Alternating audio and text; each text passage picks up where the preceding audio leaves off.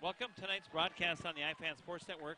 We're a little delayed because, as you can see, Klaus Snyder just showed a picture of the clock. We're in the second overtime.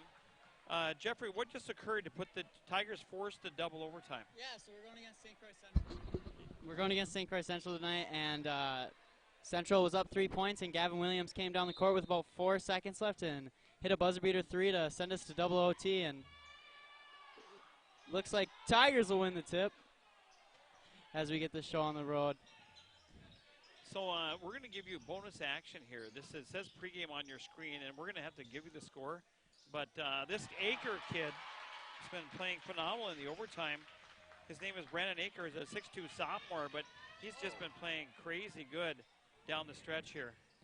And there's a missed layup and rebound by the diminutive Aker brings Edmund Johnson, who sat out all last year with an injury. And Brandon Aker was making great drives to the basket. And we have a foul on number 23 for the Panthers. And 23 is Mitchell Larson. He's a 6-foot sophomore, good-sized athlete. And what I noticed is that the kids from Central, they look a little beefier. And I don't mean weight, they just look stronger in their arms, don't they? Yeah, they definitely do. Number 10 standing right there is definitely got some muscle compared to some of our players. That's Caden Wester. He's a 6-foot sophomore, but an excellent basketball player. He's been a catalyst for this Panther JV squad. And Jeffrey, the Tigers go up by 3 points. There's a trap by the Tigers. Yeah, Tigers have been down for most of this game, but whenever it comes time for the clock to go down to 0, they seem to bring it at least even. So they rise to the occasion. There's a good backup dribble by number 11, Caden Fry, 6'1 junior. That's I don't know what happened there. Looks like he just fell, didn't it?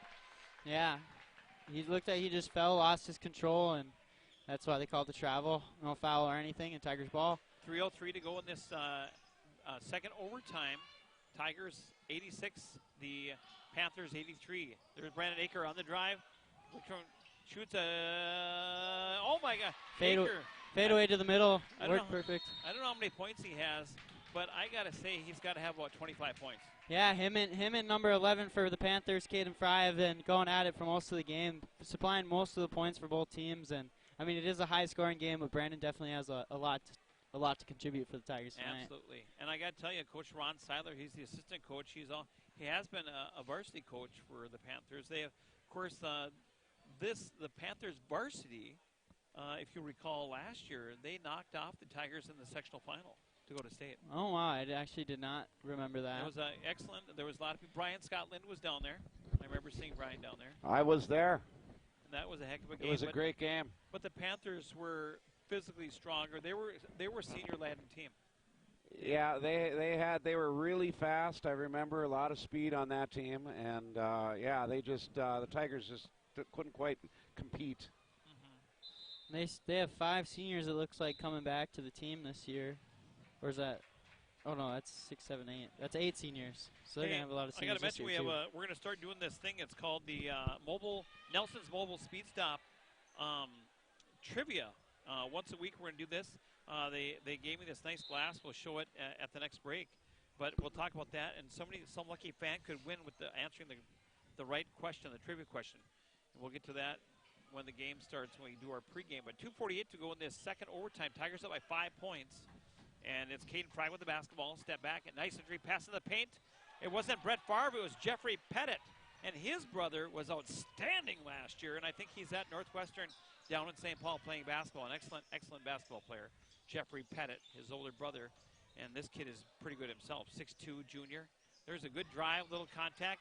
Tough shot off the glass, no good. Aker goes up strong and saved by Simon Hernick into the hands of number 11, Caden Fry, and it's a 1-point game again.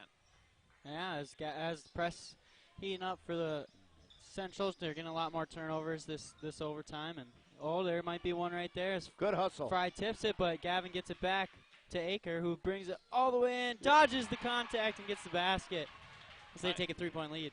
Coach Jennergraf calling for pressure, and Simon Hernick just in the nick time to Caden Wester. Now 1:46 to go in the game, and there's a tough drive and one! What a play! And you can see number 21 for the Tigers pleading his case, but he did bump him. And that is a foul on Ian Kalin, the 6'1 junior. Yeah, number 10 for Central. He's got 2 and 1s in these overtimes already, playing a big part, and Caden Western a big part in Central's bid to stay up and keep this game on their side as he could tie it up here for the Panthers. And there's been some great defensive play, but this is a very high-scoring JV game. 98-89, now 90-90. We're all knotted up once again with 1:44 to go. Here comes Brandon Aker, the man of the hour, the man with the power of the American dream. He's been playing outstanding basketball for the Jenner Grafs JV squad. There's a drive, tough drive by Gavin. Yeah, Gavin and Brandon really been the two big pieces for this Tigers JV team so far as Central gets across half court. Little trap here. And Kalen's got his hands on it. They call a jump, Boy, and it's going back to the Panthers. Kalen is fired up, so now the next possession will belong to the Northwestern Tigers, and they're up by 2 points with 1:22 to go. 92-90, Tigers are up still. Side out. And looking close to 5 seconds. Oh, and it gets it up to Hernick. Hernick. Oh, what a tough shot up and in. The Beautiful up and shot. under. Jeffrey Pettit, outstanding basketball player. Aker had really good position on him. He just made a beautiful play. A lot of great plays being made by both teams. Tough shots everywhere as these JV players are showing what they hope to be on the varsity one day. Well, for the fans that drove all the way from Roberts, Minnesota, they're getting a heck, or Hammond, I should say. Emmett Smith was that save, throws it Right out of there. and back to Emmett. Not Emmett Smith. Emmett. Nice pull up. Rebound by Kalen, gets Johnson. it to Preem. Preem, and Oh. Preem shoots an air ball. We have a foul, I think it's Aker. I don't know how many he's got. Yeah, he's got to be close to getting there. Tiger way, though, acts like you don't have 5 fouls till they tell you to get out. So Hernick, and I hope I'm saying it correctly, but Herink, Herink, 5'11 junior at the free throw line, put the Panthers back on top. 2-shot free throws. It's been double bonus since the end, about 5 minutes ago in regulation. So a lot of aggressive play, but nice job by Hernick making that free throw. Herink, and he makes them both. Yeah, that double bonus could be another reason why we have such a high-scoring game. A lot of free throws, and both teams are making a high percentage of them. As Gavin takes it in the corner. He's got Brandon. Wow. Oh, a little Euro step something That's there. why you lift weights right there, folks. Down to 24 seconds to go in the basketball game. We're in double overtime, and it's 94-94. Neither team want to have a win here. Down. Yeah, it's big momentum for your varsity team to see your team come out and beat the other one, especially in a tight game like this one. As Timeout. Central calls a timeout. Coach Seiler calls a timeout. There's a shot. This is exciting. The fans are certainly getting their money's worth. Well, hey, Klaus, if you get a shot of this, I'm going to hold it up for the fans that are watching. But we got a great coffee mug, courtesy of Nelson's Mobile Speed Stop. And there's also a $10 gift card in there. And you can win that tonight. We're going to have a trivia question coming up at the end of the pregame, talking about the trivia is, and whoever answers it correctly, it either notifies me, Brian, Jeffrey, or does the blog in on the site. That's Log in on the site. and that, what is that? The shout-outs. The shout-out. Shout out on the site. Yeah, So there you go. This is a $25 value. So get it. It's a nice. It's metal on the inside, so it's double walled, and so it's going to keep your product hot or cold insulated. And so thank you to Nelson's Mobile Speed Stop in Poplar, Wisconsin, for bringing that. But kind of a neat little twist on what we do at the IFAN, and we're gonna do that every week now. Yeah, you know, the only traditional. I don't know if you guys caught that, but Coach Graff had to get in the huddle there. The head coach Graff got in the huddle there to give his 2 cents for these guys, see if he can pull them through. And our next sponsor, they're going to be giving away next week. That'll be Bears Shoes. Travel? Nope. They're going to get an easy layup. Oh, it's a block from behind, and Kalen with the rebound. And we have Coach Graff calling timeout, and Ken Bartelt was right there. Hey, a little, this is not a trivia question, but Ken Bartelt and I did the play-by-play for the Northwestern boys playing against Onalaska at, was it Merrill, Brian? What's that, Joel? Was that game in Merrill, Wisconsin? Was that where it was, Merrill? Where Jimmy Glazer hit 3 free throws to send it in overtime, then hit a 3-point shot and beat Onalaska, highly touted Onalaska, back when there's only 4 divisions. Yes. It was Division 1, Division 2, and Division 3, Division 4. And we were Division 2, small school. Who was the kid that went to play for Iowa State from Onalaska? I think he was playing in that game, wasn't he? Yeah, I can't remember. What his name I can't remember his name. But boy, player. that was just a barn burner down the end, and the Condor finished it out at the free throw line. Remember? Yeah. And Ken Bartelt is refereeing this game. He was doing the color commentary, and at the end of the game, we were screaming. None of the fans knew what happened. They just knew that it had to be good. And so Ken did that. We had those skinny little yellow polo IFAN shirts. And anyway, good times. But also, I just want to mention, we'll get to that in a moment. But here comes the Tigers. We're down to how much time? 30. 2 seconds. 2 seconds to go? Yeah. I can't see the clock. Yeah, that was 2 seconds. So the Tigers had a chance to win it. Now the timeout by Coach Seiler, and the Panthers with a chance, and it might be triple overtime, folks. What do you do? I just saw Ken Bartelt, the official, look up at the clock and thinks, man, I got paid for about an hour and a half worth of work, but this is getting long. going to a lot of overtime. In fact, on the real clock, it's 7:32. This game was supposed to start at 7:15. Talking about Ken again, he was was he the last coach to bring the girls to state, Joel? Yep. That's right. And they had their 25th anniversary of that game 2 years ago. So you subtract 25 years ago from 2 years ago, Brian. Yeah. Is 2004. I got a lot of good one-liners by Coach Bartelt. Brina was on that team. Brina was on that team. She didn't graduate in 04. Ask Rhonda. She's to your left. Yeah. Well, it's 2021. So 25 minus that, so it was like 1994. Well, yeah, it was in the 90s. Yeah. Good math. Good 90, math over there, Mr. Jeffrey. I think Thank it was you. 97. McClure. May have been left. Anyway, it was good times. Andy Lynn was the assistant on that team as well. Andy Lynn was also the assistant on the team that went to state with the Condor, and G squared, Garrett Grobner, and the glass cleaner, of course, probably the best football athlete to come out of the school. That was Clayton Leith. Oh! I thought it was going to go in. Very exciting end to another overtime. We're going to triple overtime here, folks. We're tied at 94. What a great way to start the night on a Friday night. What else would we be doing, right? Well, I want to remind the folks, especially those that are watching from down in Hammond, Wisconsin, or near Roberts, Wisconsin. That's where St. Croix Central is. That it's late for them. It's late for their kids, their grandkids, their nephews, their aunts, their brothers and sisters going down there. But, hey, let's thank some of our sponsors since we have time. Ashland, Iron River, and Poplar Building Products, specializing in Marvin windows and doors. Located on Sanborn Avenue in Ashland, 7820 East U.S. Highway 2 in Iron River, and 9892 East Highway 2 in Poplar, Wisconsin. And they do great things. Want to thank them for all their sponsorship of the iFan Sports Network. Also want to thank Bear Shoe Works. Bear Shoe Works is local right here in the great city of Superior, Wisconsin.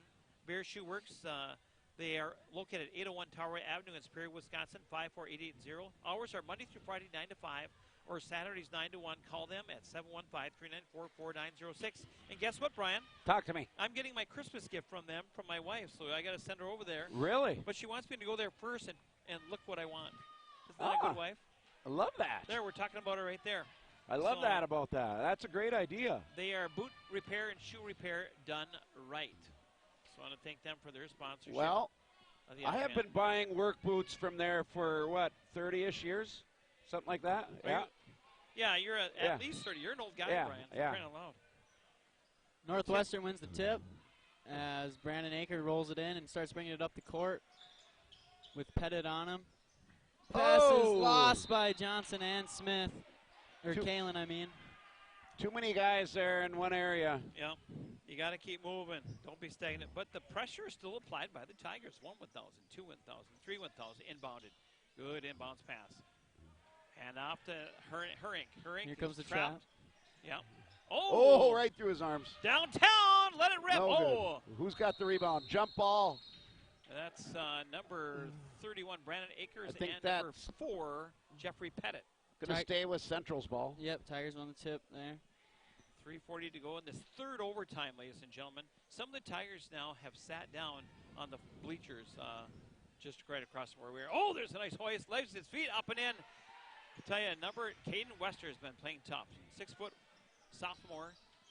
Doing a nice job. Oh, man. He just amazing in and out right there by Bryce Preem. broken Gets the easy ankle, I basket. think. Eh? Yeah. Ties the game back up. And then he come down and foul. Yeah. Well, the physicality, we talked about it right at the midway through the second overtime. The physicality is what's going to get things done. And I think Preem just fouled out. He reminds me a lot of his older brother, Jeffrey, with his long arms. Yeah, it's going to be fun to watch him grow up. Jeff Preem, outstanding basketball player back in 2016, I believe, right, Brian? Yep. Yes, 2016. In the stands today, watching his little brother. 3:22 to go in this third overtime. Kalen Wester misses the front end of the two-shot fouls. 2 shots the rest of the way for both teams, no matter if they're shooting or it's on the floor. 2 shots the rest of the way, and that is nothing but net. And the Panthers go by 1. 3:20 to go. Jeffrey, take it away. Akers got the ball. He swings it over to Johnson with the pump fake, looking for someone to pass to. Gets it to Akers. Slices the defense and gets into the lane for 2. Tigers. Jeffrey, I was just going to say, it was a beautiful left-handed layup, and he plays. Most of his shots have gone to the right side, but that was smooth as silk. Yeah, Brandon, he found a way to cut through the defense. As Pettit takes the lead 99-98 with 3 minutes left as Kalen brings the ball up, passes to Johnson, who does the fake spin, gets Aker in the corner, going the same direction. But beautiful play. Great jump stop right there, one dribble, sneaks through the defense. And Tigers break the century mark, 100-99. They have a 1-point lead. Blocked from behind. By Aker.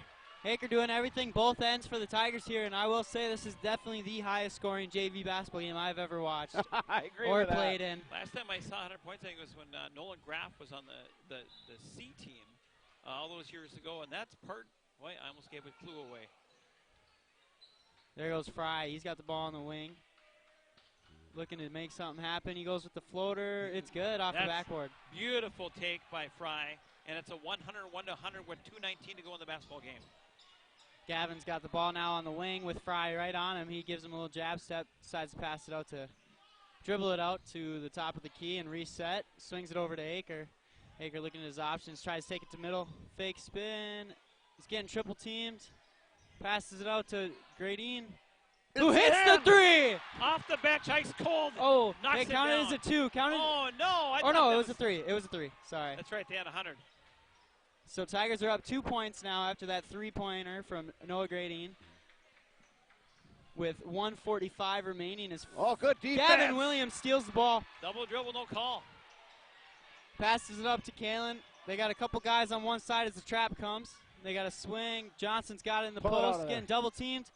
Gets tipped as Weston gets Oh. and they call a jump ball. Wow. Wow. I'm looking at the Panthers varsity, and I'm going to side with the Panthers, but it's difficult in a close match to make the right call, but nevertheless, Tigers basketball. And they do say if you don't know what the call is, to call a jump ball, so maybe you couldn't decide who the foul was on. And down to 122, Jeff. Yeah, we got Williams coming out of the corner from the wing. And he's dribbling it around. He gives it to Kalen at the top. Swings it over to Johnson, who takes it baseline back out. Hand off to Williams, who's now in the corner. And they call it charge on Williams. Yeah, he put his shoulder down. Absolutely. That's a right call by Ken Martell. 1:08 to go in the game. And that might be 5 on Gavin. It is. He just fouled out. Gavin Williams, one of the starters for this team, and obviously wearing a varsity jersey as a backup. So that's a big loss for them. As Graff calls Are they going to have to go with 4? No, they got. I think Preem has fouled out too, I think. Yeah. Oh, wow. Preem has fouled out, so they might be going with 4, unless they're going to put in number 11. I think they got Teal available too. Rhonda Kay is asking for one of the varsity players to come in. They technically have 3 eligible halves, so. I just want to let those that are He tuning already in, fouled out. and if you're expecting a Bernstein, you're expecting it, Brian. What? You're talking to your sister. We're talking to the. Oh, people sorry. watching. I'm sorry. Don't be mad at me. I'm not. But anyway, we are not professionals by any means. But I just want to let people know that if you're expecting a varsity basketball game between the St. Croix Central Panthers and the Northwestern Tigers, we are in the 3rd overtime of the JV game. There's 1:08 to go here in the game.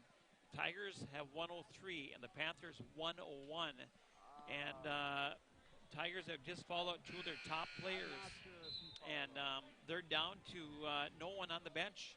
So are they putting in Teal, or do we know? I think they're going to put in Teal. They had him in earlier in the game. I don't know why they wouldn't. And Coach Graff has taken over the controls of his younger brother Jenner Graff, drawing up a play, telling him to be patient. Here we go, yeah. Oh, there's only 4.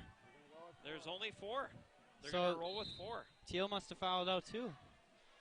As Or- Fry brings the ball up for Or Central. he can't play an extra quarter or something that will count as varsity action, because I know they're. Pack it up, pack it in. Where do we begin? Dribble drive, trying to get it done. Yeah, they're going to try to force him to shoot the 3 ball, and there it is. Are they going to box out? Oh, and he makes it. Beautiful shot by number 3. That is Simon Hurink, and they have the lead. Kaling gives it to Aker going into the middle. Nothing there. Back out. It's just going back and forth as Johnson has it. Johnson double team. There's a steal.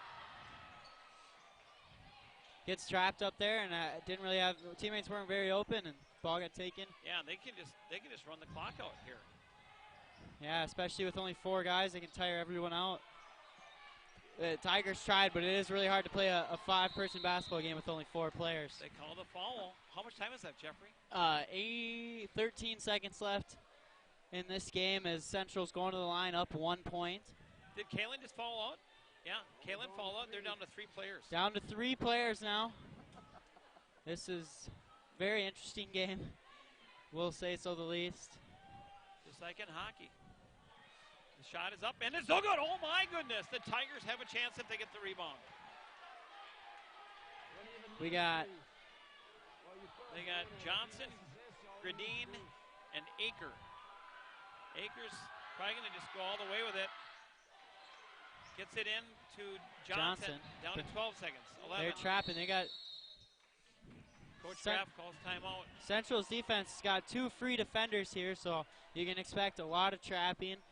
Or at least I think that's what I would do if I had extra defenders. I got to tell you, there is a buzz of electricity in this room. If you're looking for anything electrical to get, stop by and see the fine folks at where else but Benson Electric. I want to thank them for their sponsorship of the iFan Sports. Thank you, Benson Electric. Also want to thank, if you can count on the Tigers come back and win, you can count on James Colburn, licensed in Minnesota, Wisconsin. He is a certified public accountant located in the Blaine Business Center, suite number 210, and his number is 715-399-3174. Or you can email him at james@twinportscpa.com, James Colburn CPA.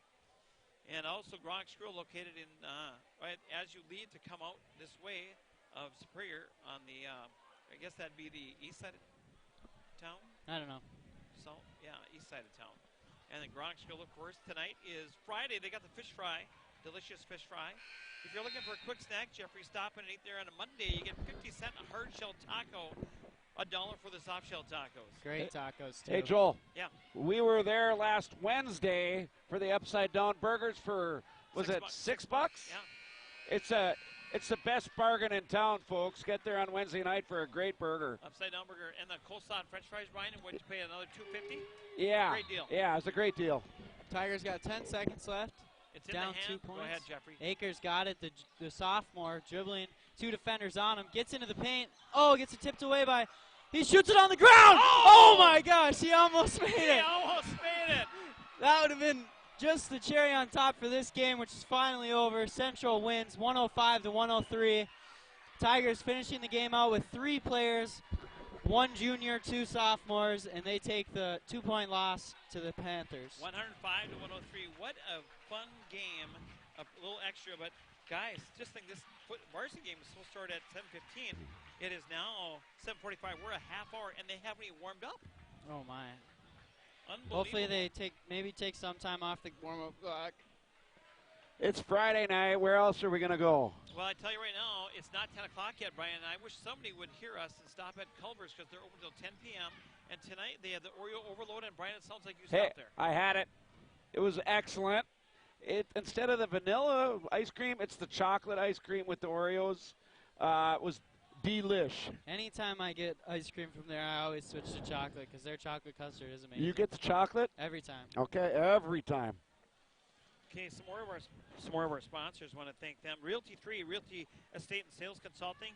Today's historically low interest rates have created a fast-paced real estate market.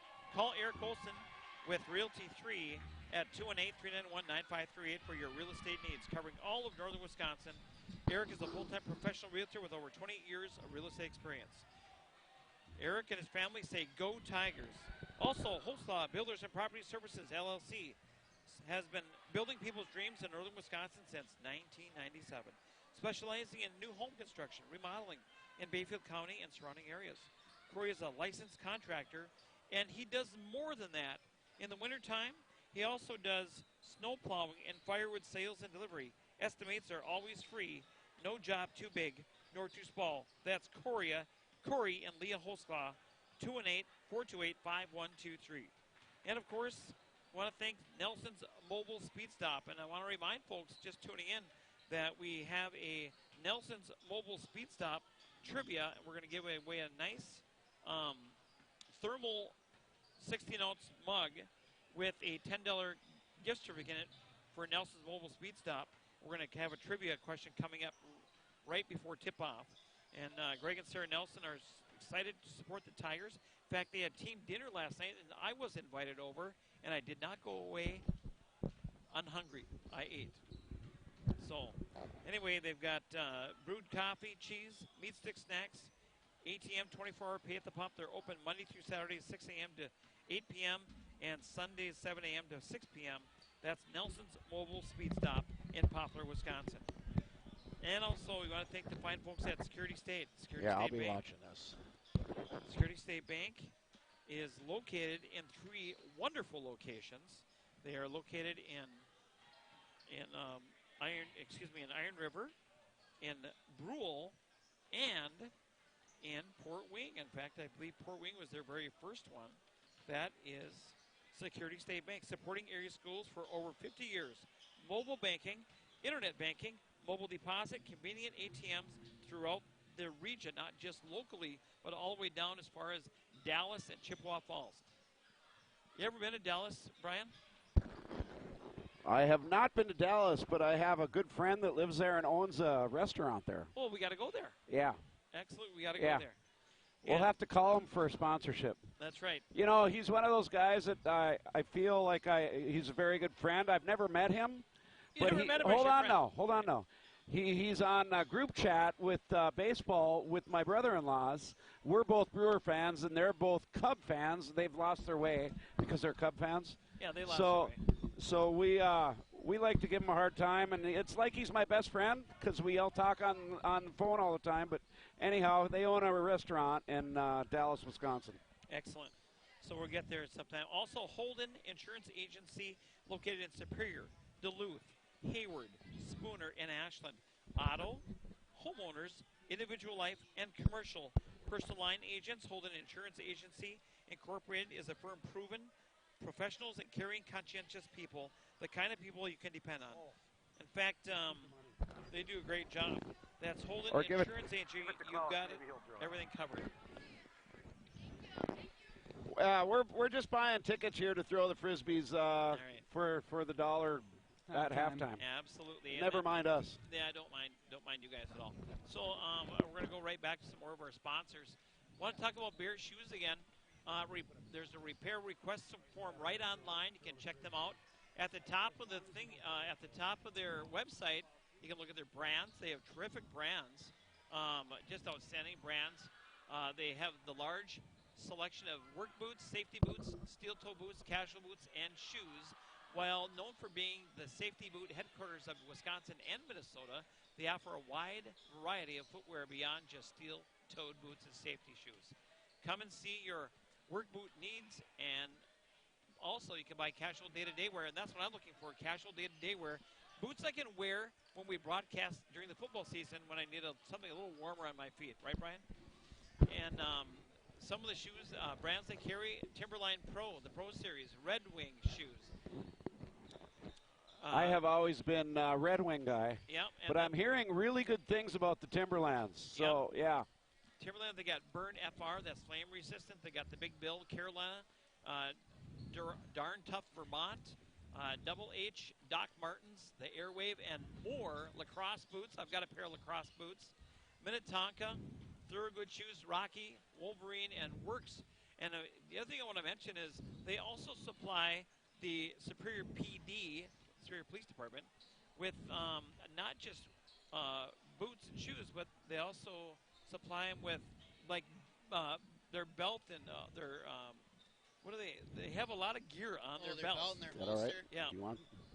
So they do more than boots, and in fact they just repaired one of my nice pair of style boots that I like to wear when I go out. So I want to thank them. Call them at 715-394-4906. And then Brian, these other people, I've got rats. I lost it here, but that's Pasha Lake Resort. I want to thank Chad Thompson and his family for sponsoring tonight's broadcast. That's Pasha Lake Resorts, all the way up there in Canada. And you can get a hold of them on their website. Right now, my computer's down, so I can't look at the screen to tell you exactly what they do. But check them out at pashalake.com. So great stuff going on here. And you can see Brian's hand and pen are in there. Right there in the screen. Brian tried to steal his dad's chair. Larry's 82 years old, for crying out loud, Brian. Wait a minute now. I thought Dad was going down to the bleachers with his lovely wife and daughter, and he decided to stay up here with us. All right. That's good stuff, Brian. Let's talk about Northwestern. Jeffrey, what do you know about Northwestern Tigers? What do I know? I know that they went out, beat Ashland, and then we watched them beat Cumberland.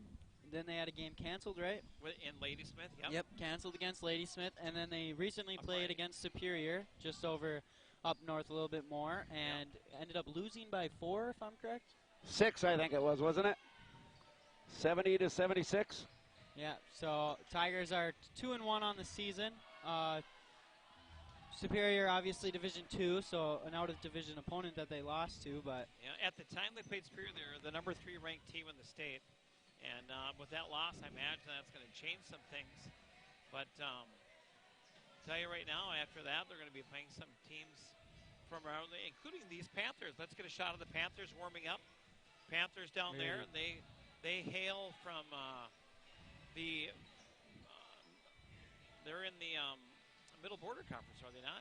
Correct. Yeah, and they're with teams like Prescott, Somerset, Osseo, Altoona, Baldwin, Woodville, Ellsworth, and Amory. And right now they're tied for the lead at top of the conference with Prescott. They're 3-0, and they've just got off a game Tuesday versus Ellsworth, and they knocked them off 56-28. Their schedule is a pretty tough schedule. First, the Middle Border has some very strong teams in it. They started a conference game with Amory, knocked them off 64-29. Beat a very tough Baldwin Woodville team, 51-43. They defeated the Hayward Hurricanes on last Saturday, 69-34. And then just recently, Tuesday, we just talked about, they knocked off Ellsworth. After this, they play another Heart of the North Conference team, a new team in the conference. That's Ashland, and that'll be tomorrow. Holy mackerel! I hope they're staying up here. yeah, That's a long drive home and back. yeah, get a hotel tonight and roll around River and stay and get halfway to Yeah, Ashland. right there in Iron River, there's a nice little motel there. What time? Yeah, it's at 1 tomorrow. Yeah, and then they got Osceola. They're back on the conference track. They have a home game versus Osceola. They have a much-earned home game. And then after that, Stanley Boyd, Stewartville, and more. They'll be in the Rochester Rotary Holiday Classic Tuesday, the 28th and 29th, versus Stewartville and St. Croix Prep. So anyway, this should be a good team. I mean, this is a very good team.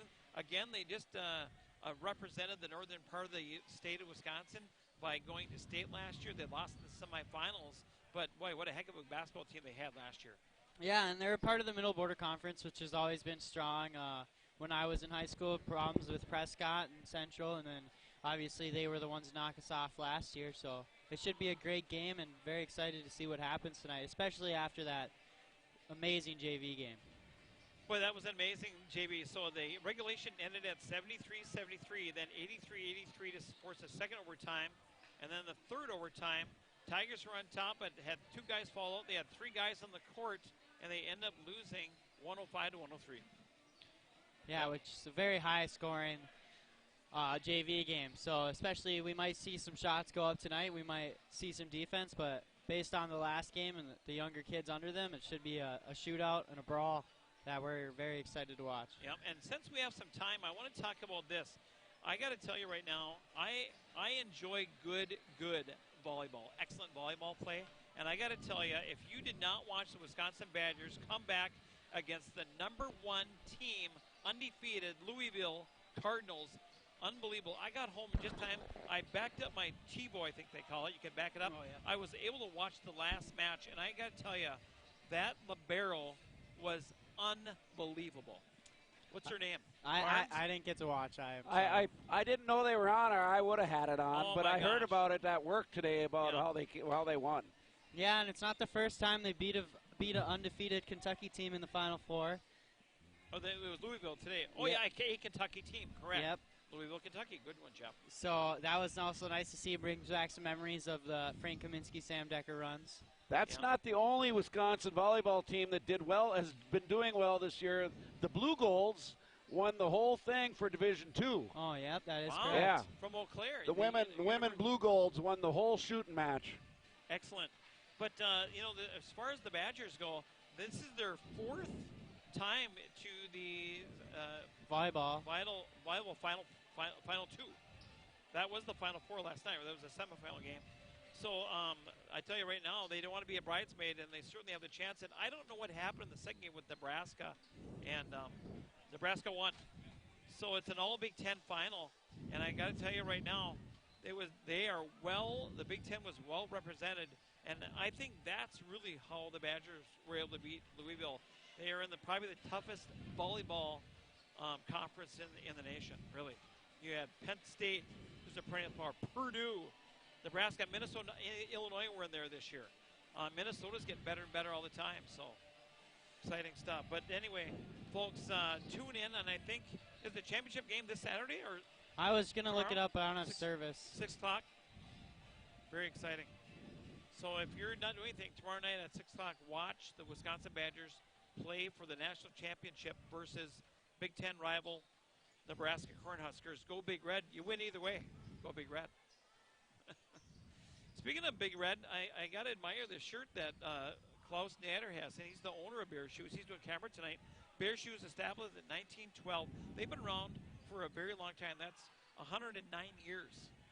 109 years. You can check them out at www.bearshoe.com, and you'll be glad you did. And I'm excited to get another Christmas gift from there. Very excited. Klaus, what do you recommend? You're not going to mic up, but what do you recommend? The lacrosse for me or what? A nice casual warm boot to have that's not too heavy? Lacrosse? Okay. So forgive me if I'm wrong. Is the building you're in one of the oldest buildings in Superior? I mean, it's been around for like ever, and it's been, how many years has it been in Superior? 1912 in the same building. Okay, it started in the Android Hotel. And what year? 1924. 1924, it's been in the same building. That is really impressive. Brian, do you remember that? No. No, your dad was born in 1930. Yeah. We could ask him that. Yeah, he probably 'cause he's don't 84. remember. Yeah, he doesn't remember. But you can see the crowd is big. And the other thing we want to mention that the Northwestern Tiger girls are at Superior tonight, and those are two of the top teams in the Twin Ports area going at it tonight. And we can't bring them that game, but if you guys know a score, please let us know. And at some point, I'm going to try to look at the. Does IFAN Superior have it on? Yes, they do. Channel 1. Channel 1. You could probably bring that up, Brian. And then we just got a message from Andrew Klobuchar watching the girls' game. And it's at halftime. It's 23-23, Superior Northwestern all tied up. And very exciting. So, Brian, you're going to do the stats for the Northwestern Tigers, and I'll do stats for the. I'm going to take points, and everybody knows me. I'm a pretty good football guy, and I know how to yell at the refs at basketball games. So I'm going to let Jeffrey take the reins here, and I'll try and be quiet as he goes. You might have to put your headset on the side. I might. I'll put my speaker up off my mouth.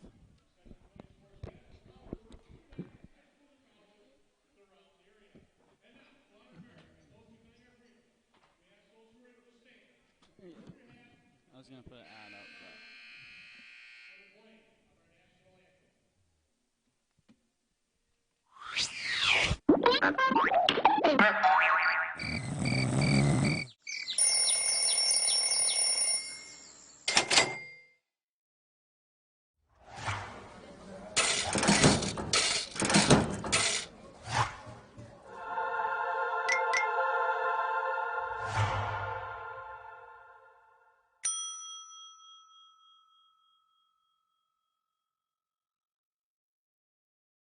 Kimmis Oil has been a local, family-owned and operated business since 1935, offering quality tire installation services. We're a full-service tire shop offering tire repair or replacement services at the most affordable prices. Trust us to take care of your car's brake repair needs. Our technicians have the right set of skills and expertise to take care of the problems that your car is experiencing. For more information, give us a call today and see what we can do for you.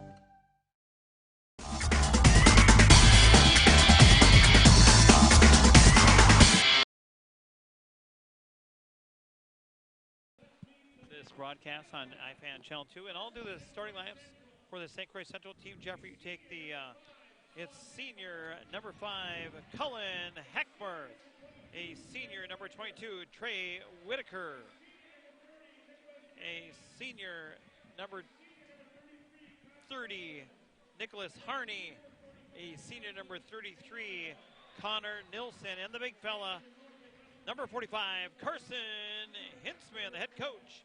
Dustin Hayes, assistant coach Ron Sealer, and Trevor Kopatz. Jeffrey, take it away. And starting for the Northwestern Tigers, first we have number 2, junior Monte Mayberry. And then secondly, Bennett Nelson, number 11, the senior, followed by Mason Dupree, or Dimes Dupree, another senior.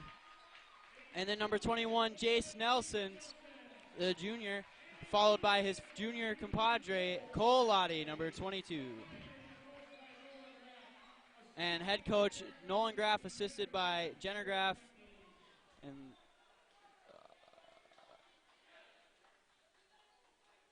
all right, folks, I just want to mention really quick, we have some technical difficulty. It does say pregame, but we're going to leave that up there for now as I try to figure out what's happening with that. And see if I can figure that out. But here we go, the tip-off. Who's jumping there, Jeffrey? Number 22. That is Trey Whitaker against number 2. That is Monte Mayberry for the Tigers, as Whitaker wins it at number 5. Hackberth takes it for Central. He's got it back on the wing there, looking over. They got an open 3. No good, as Nelson gets the rebound and he's bringing it up. Quickly passes it to a corner for Nelson. Rebounded by Mayberry on the offensive glass. Brings it up to the wing, dribbles, step back 3. Too long, but kept alive by Dupree, grabbed by Nelson, and he gets the floater good. Bennett Nelson with the first basket of this game. Northwestern up 2-0. Yeah, 2-0 with 17:22 to go here in the first half. There's a trap coming, and getting out of it, there's a reach and fall by number 21, Jace Nelson, the first fall in the basketball game. And Tigers can ill afford to lose. They have a very short, Coach Graff has the luxury of 6 to 7 players. And with C.J. Thompson out, it's very hurtful. Nice entry pass. Blocked by Mayberry. And now we're going to have a jump ball. What a play by Monte Mayberry. Jeffrey, how did that happen? Mayberry came in last second, just knew what he was going to do with the ball and had two hands on it and blocked at the same time. We got a press here by Central as Mayberry brings it up. It goes to the middle. He's cutting right there. Dupree gets it on the short corner. Lottie at the top passes over to Nelson, who finds Bennett in the corner again. This one's good. Bennett's got the first 5 points of the game for the Tigers. 16:59 to go here in the first half. As Central trying to break Northwestern's press here. Nielsen brings it past the line for Central. And Mayberry pokes it, but it's out of bounds. Staying with Central. Pass was intended for Harney, Nicholas Harney, for the Panthers. I tell you, active hands always benefits. And Brian Lind was talking about Jeffrey Preem earlier, and those are just the kind of hands that Jeffrey Preem used to have. Yep. Hackbarth gets the ball for Central over to Whitaker, who drives on Lottie. Gets into the paint, falls over, passes. No good on the layup, rebounded by Lottie. Good defense there by the Tigers as they push the ball up. Nelson drives in, nothing there. Out to Dupree. Dupree drives middle, puts the layup in, just a little short. Might have been tipped. Good looking drive by Dupree, though. Attacked and went right at it. And they move the ball up. Hackbarth's got it at the top of the key over to Whitaker. Swings it to Nielsen, who finds Harney with the layup, no good, a little short. Tigers bringing the ball up. Monte going right into the paint. Harney gets the board, and he's pushing it quickly for Central with no numbers. Offensive foul. Calling offensive, and I agree with that. Bennett was there before him.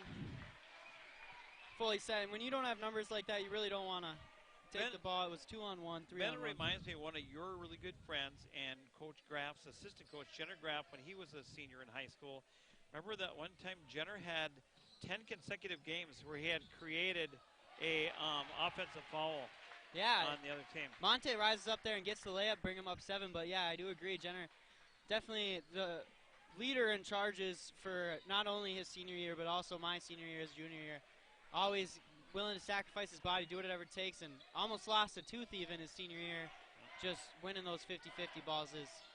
Oh, there's a great turn and look by number 33, Connor Nielsen, and they are on the board. Central on the board for the first time. We got 7-3 for the Tigers as Mayberry breaks the press. Got it on the wing, loses the ball a bit. Goes into the middle, gets double, triple teamed, and they call it travel. He's trying to do a little bit too much. He's trying to dribble, penetrate, and if he can move the ball and he cuts, he can get the ball right back on a give and go. Yep, and that's exactly what you got to do is drive and cut. Start off the game. You don't need to be too aggressive. Let the game find you as Central's trying to break this press as Harney gets it over the line. Very poised Harney's been throughout the game. 15 minutes ago exactly. There's a drive, there's a kick out. 33, same result. Oh, in and out. Good box out by Mason Dupree. And Lottie with his second rebound of the game with 14:52 to go here in the first half. It's 7-3 Tigers. Mason Dupree, a little shimmy shake on top. Bennett Nelson, another three ball on the way. That's off to mark. And number 33, that is Nielsen with the rebound. Yeah, Nielsen's everywhere. And here comes Hackbarth. Oh, he stops up with somebody right in his grill and nearly puts it down. Oh, yeah. Yep, Mayberry stepped out of bounds. True story. So, folks, at the next break, if we get a timeout, we're actually going to go away for a minute because I'm going to try to bring up the scoreboard. It went away. I got to figure that. I got to get more technical savvy. Whenever I hit the commercial button, I lose that piece. But it's 7-3 with 14:3 to go. On top to Nielsen. Go ahead, Jeff. Hackbarth for 3, pulls it, and it's good. Like you said, he's been looking real poised and unfazed. That whole Central team has been looking real good. No nervousness as Monte drives in. Left, way too strong. Rebound by Hintzman, who gives it right back to Hackbarth. Mayberry behind the pack as it gets tipped by Lottie, stolen by Dupree. Bennett Nelson bringing the ball up, going towards the middle. Gets the lay and sneaks it in, and Tigers finally get a basket after a long drought. I got to talk about Bennett Nelson. He's got 7 points for the Tigers. And I want to mention, last night at the team dinner, I was invited over. And I told Bennett, I said, Bennett, sometimes you have the opportunity to score. But he said, his response was, I'm always looking for someone. Well, it's good to see him becoming a threat. The Tigers the more dangerous the team is, the more harder it is to defend certain players. Johnny Groen is in for the first time. He's injured, and stolen away is Lottie. Back to Lottie. Give and go. We just talked about it. Spin to win out to Groen. Groen from downtown. And that's off the mark. And a good rebound by Hintzman. Groen thought he got hurt, fell down to the ground. Nothing called there, though, and great to see him in the game. Obviously playing on a minutes restriction as they look to get it. Whitworth has got it at the top of the key, and they pass it over to Nielsen, driving all the way down to Hintzman in the low, big-bodied, and he gets the basket over Dupree and Nelson. Hintzman is just a different player this year. He's last year he would just shoot and looking to complain, but man alive, very poised, just went up there, got a rebound, and shot it right back, and it's a 1-point lead again with 13:04 to go in the first half. Yeah, Hintzman, a senior this year, definitely showing some leadership as Dupree travels there, but looking real poised and getting down there, down low, and using his body to make space and get baskets up. So Jack Knoble is in for the first time, a 6'4" senior, and another senior. So, and also Carter LaVenture, the 6'3" senior, is also out there. So a couple new guys in the game for the Panthers. There's a wide open player on the backside. And, in and out, good rebound. And up Whitworth. Whitworth gets the rebound in the basket. And Whitaker. And they have the lead with 12:44 to go, 10-9. First lead of the game for Central as Mayberry fires up a three, no good. Rebound, Jace Nelson just gets higher than the opposing player, but misses the basket, and the ball gets tipped by Central out of bounds. It'll be Tigers' ball here in a second. Yeah, it was good to see Jace do the same thing, look to score on offense. I was talking to his dad before the game tonight, and I said, Jace, I'd like to see him more offensive, another guy more offensive-minded. He's a kid that could easily average 16 points a game, Jace Nelson. Yeah, Lottie came in there for Dupree, but yeah, Nelson, obviously, a lot of this team, they're a nice team. They've played together for a long time. Ball staying with Northwestern here, but they obviously look to work together more sometimes than they try to score, which is not a bad thing, but definitely need some aggressive players like John Groen driving to the basket here. And goes down hard. He looks at the referee, but that was just a little bit wild. The Tigers have been a little wild in front of this home crowd here. Yep, as tough shot, no good. Mayberry gets the board, and Tigers are looking to move it quickly. Mayberry takes it to the corner, does a couple moves, and they swing the ball over to Nelson. Nelson on the wing, tries to get it to Lottie, but number 32. Look at Nelson staying with it. LaVenture steals it, but Nelson stays with it, and there's another jump ball called. Should be Panther ball? Yep, Panther ball. Because there was a second. That's right, the jump ball on the Mayberry block. And then for the Panthers, we have Owen Tollidge coming in. Number 32, LaVenture, is going to be taking a seat. And that Owen Tollidge is number 2. He's a 5'8" sophomore. So a sophomore in the game. He's got the rock right now. On the move, he wears a headband. He's not the Karate Kid. And he knocks it out of it. He loses the handle on it. Goes out of bounds. Almost got trapped in that corner. That's not probably the worst corner to be in, especially if you're getting trapped. And he almost avoided it, but it just came off his knee while he was dribbling. And Tigers ball. There's a good amount of student body fans in, considering there's a girls' game uptown versus Superior. Jace Nelson on the drive, and no call there. And now they're going to call on the rebound a foul, and that is on number 24 for the Panthers. That's Jack Knoble. And is that the first foul on them? I think that was a late call. That's going to be on the shot. Yeah, on the shot. But yeah, it is the first foul on. Or no, that's their second foul. Oh. As Nelson misses the first one, he'll have a second one here coming up. Number 25, Preem. I was talking to Coach Graff at the end of last year, and he said Jace Nelson was the most consistent player on his basketball team as a sophomore. Now with junior, he's looking for him to do some mighty things this year. Bryce Ozwoski checks into the game there for Bennett Nelson. 2 missed free throws. Hackworth bringing the ball up for Central. Passes over to Whitaker. A little too hard by the number 2. Mayberry gets the ball, and would the count as a rebound? Body for 3, no good, too much. Rebound by Whitaker. Whitaker now with 4 rebounds, Jeff. Yeah, he jumped for them, so he's the tallest guy. He can definitely jump high, and Hintzman gets looking for the entry pass. Dupree saves it, but no one for Northwestern is there to get the ball, and Owen Tollage is dribbling through the defense. Ozlowski just gets back to guard him. They give it to Whitaker on the corner. He's guarded by Cole Lottie. Swing over to Hackworth. Whitaker drives, takes the foul, and one. Chase Nelson with the foul. Just got caught a little bit behind him, trailing, and I put his hip into him or something. There was just contact, and nice finish there by Whitaker, and he's going to go to the line to get an extra one. Well, I got to tell you right now, Dustin Hayes, the coach for the Panthers, has got the Panther players always moving, always on the move. And, you know, when you're always moving, your defense has to work harder. And so we've got an and-one situation. It's 10-9 Panthers. Now it's no good. 9-10 it shouldn't be 12-9? Yeah, I think there it is. They fixed it. Just switched. Dupree's out on the wing. He finds Ozlowski in the corner. For three, it's good. 12-12, just like that. This game is tied. Forgot to mention John Groen checked in the game for Nelson after he got that foul, and Whitaker brings it up. He gets into the corner. Could have been trapped there by Dupree, but Hinsman gets the ball on the wing right next to the Tigers' word. As he dribbles around the top of the key, Hackworth gets it on the wing. And they got it in the corner now. Hackworth step back, swings it. And they find Hinsman down in the post. He's got Dupree on. Double team by Lottie.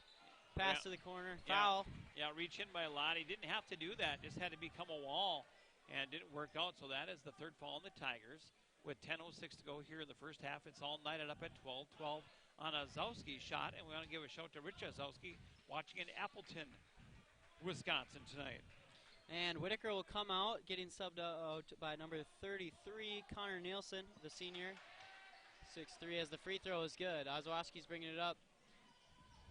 Passes it back to John Groen. Groen driving right, passes the corner, back to back for Ozlowski, no good on that one. Good rebound by Hinsman right there, and Nielsen passes to Hackworth to bring the ball up. Groen on him. Harney gets it on the wing.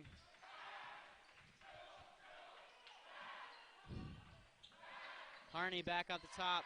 Now to Noble in the short corner, swings it over to Hackworth.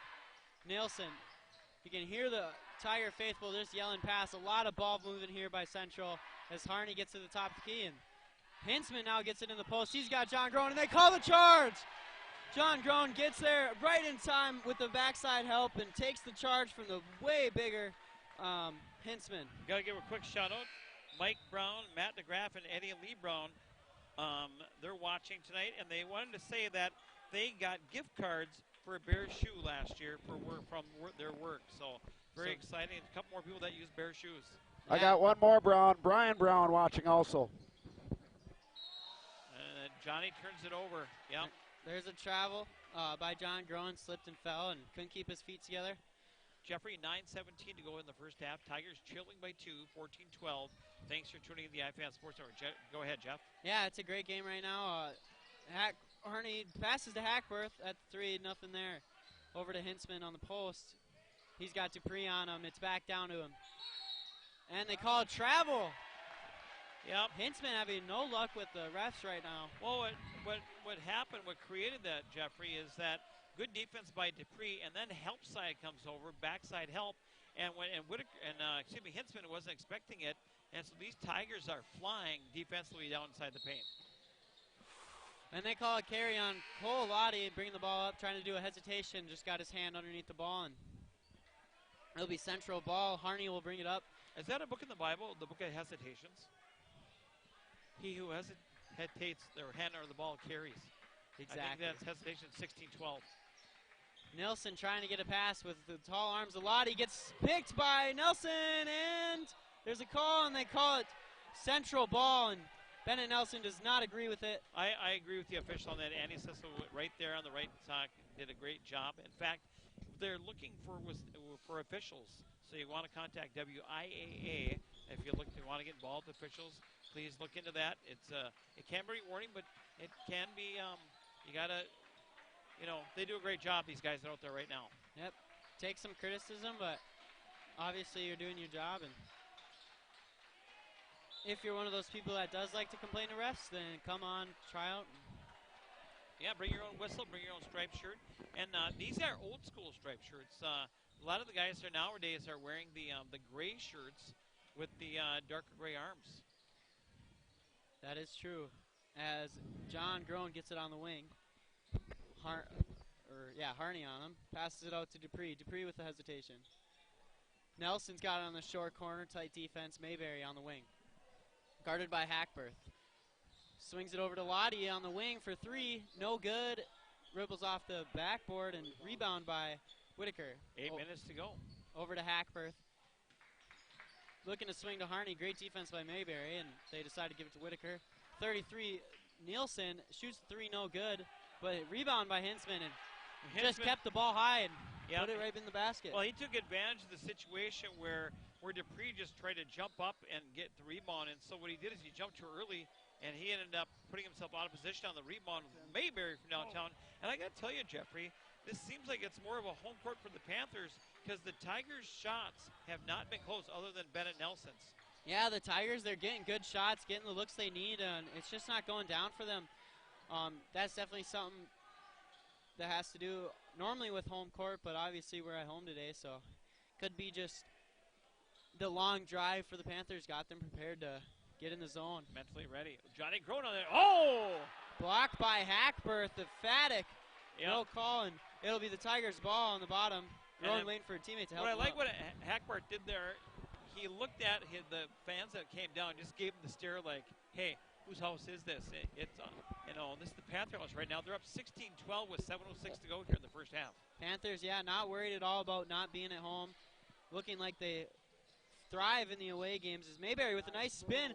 Wow, that was a great move by Mayberry. Gets into the paint, and right as they think he's going to go baseline or go farther back out, he spins right back into the middle. Okay, we're going to take a quick break, folks. Hang with us. We'll be right back on the iFan Sports Network. Now go. Welcome back to the iFan Sports Network. We got Panthers ball coming out of the timeout as Harney swings it up to Hackworth. He's got Nelson on him, bringing it just past half court now. Into the corner to Nielsen. Or Whitaker. No, that's Nielsen. Harney's got it at the top of the key. And they get it right to Whitaker on the wing for three, and that's good. That makes it 14-19 for the Panthers as Groen brings the ball up. He swings it over to Mayberry, who shoots the three to answer, and it's good. No hesitation for Monte Mayberry as he cans that to make it a 2-point game with 6:26 remaining. As there is a foul on the Tigers. Ozwoski is checking in for John Groen, the senior. I got to tell you, was that Whitaker that made the last three ball? Whitaker made it, and then Monte made one. After he made the last three ball, he kind of looked at Monte, so you knew Monte was going to shoot once he came back down the floor. Okay, we got a 2-on-3 situation here. Hinsman back out to Harney, tipped by Lottie, and they call a foul on number 22, Lottie. Fans do not like the call. Coach Graf does not like the call, and I'm going to shut up. He's pointing like something happened recently. It's the exact same thing, so just asking the ref to call it both ways. But anyway, the Panthers got the ball. Hackberth at the top of the key. Got a whole lane to himself. Great defense by Dupree, but Hinsman gets the board, and he just keeps it high and puts it right in the basket. I like what Hinsman did there. He did a nice job. Hinsman playing great, especially after he gets some offensive rebounds. Mayberry pulls another one. No good on that one. As Harney gets the ball, and he's got Ozwoski on him. Screened by Hinsman. They didn't call for... There was no hedge and no call for a switch, and Ozwoski just got beat as Harney took it all the way to the basket and gets the foul. And right now, this Panther team is playing extremely tough. I mean, they lost some outstanding players last year, but right now, Coach Dustin Hayes got to be proud of what his players are doing right now, taking it to a team that was great last year and then does return 8 seniors this season, or returning juniors, I guess you would say. 5 fouls on the Northwestern Tigers, 3 on the Panthers. Possession arrow, I believe, is in favor of the Tigers. 17-24, as you can see, top of your screen. St. Croix Central on top. Mayberry on the attack. Kick out. Bennett Nelson downtown. Let it rain, and he's fouled. He'll shoot 3 shots as he missed the 3 ball, and that foul was on number 22, Whitaker, trying to box out. Trey Whitaker on the foul, and I believe that's his first foul. Mayberry brought the ball up aggressively, and got into the lane and just did that nice driving kick that we need to see more of this game, I think, for the Tigers to succeed and hopefully beat this Central team. Yep, absolutely. So I tell you right now, if Bennett Nelson wasn't as aggressive as he has been offensively, this could be a different, I tell you, Tigers not shooting well from the free throw line at all tonight. No, and Bennett Nelson's already got 8 points, I think. Yeah, he certainly does. He's right now the Tigers are shooting 2 for 8 from the free throw line right now. 3 for 9. 3 for 9 as he makes the second and makes it a 5-point game, and Tigers are pressing a bit, and Central has no problem getting it over the half-court line. Trapped, though, on the Ashland Tigers. Hinsman finds Nielsen, who gets fouled on the shot. That's a bad call. Monte didn't even approach the player. He actually just had his hands up. That was Monte. Yeah, what did I say? Lottie. I meant Monte. It's 2 on Monte. That's 2 on Mayberry. And at the free throw line is 33 Nielsen, and that's nothing but net. Good looking free throw shooter. Connor Nielsen now has 4 points.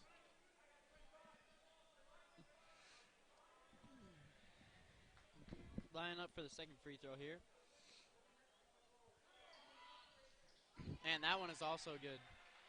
5 points for Nielsen, and it's a 26-19 lead. Hackworth is full court pressing Mayberry, who gets the floater easily, showing off his speed as both teams seem to be pressing here.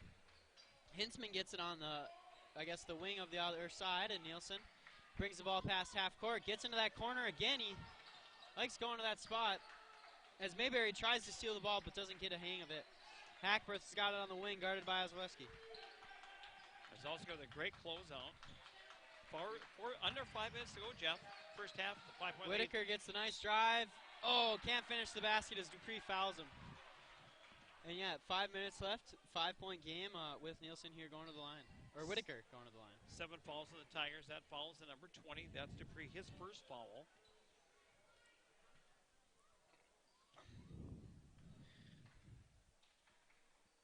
It's very poised free throw shooting there by Trey Whitaker. He is now 1 for 2 from the free throw line, and he has 7 points. Tigers now in the Central now in the bonus.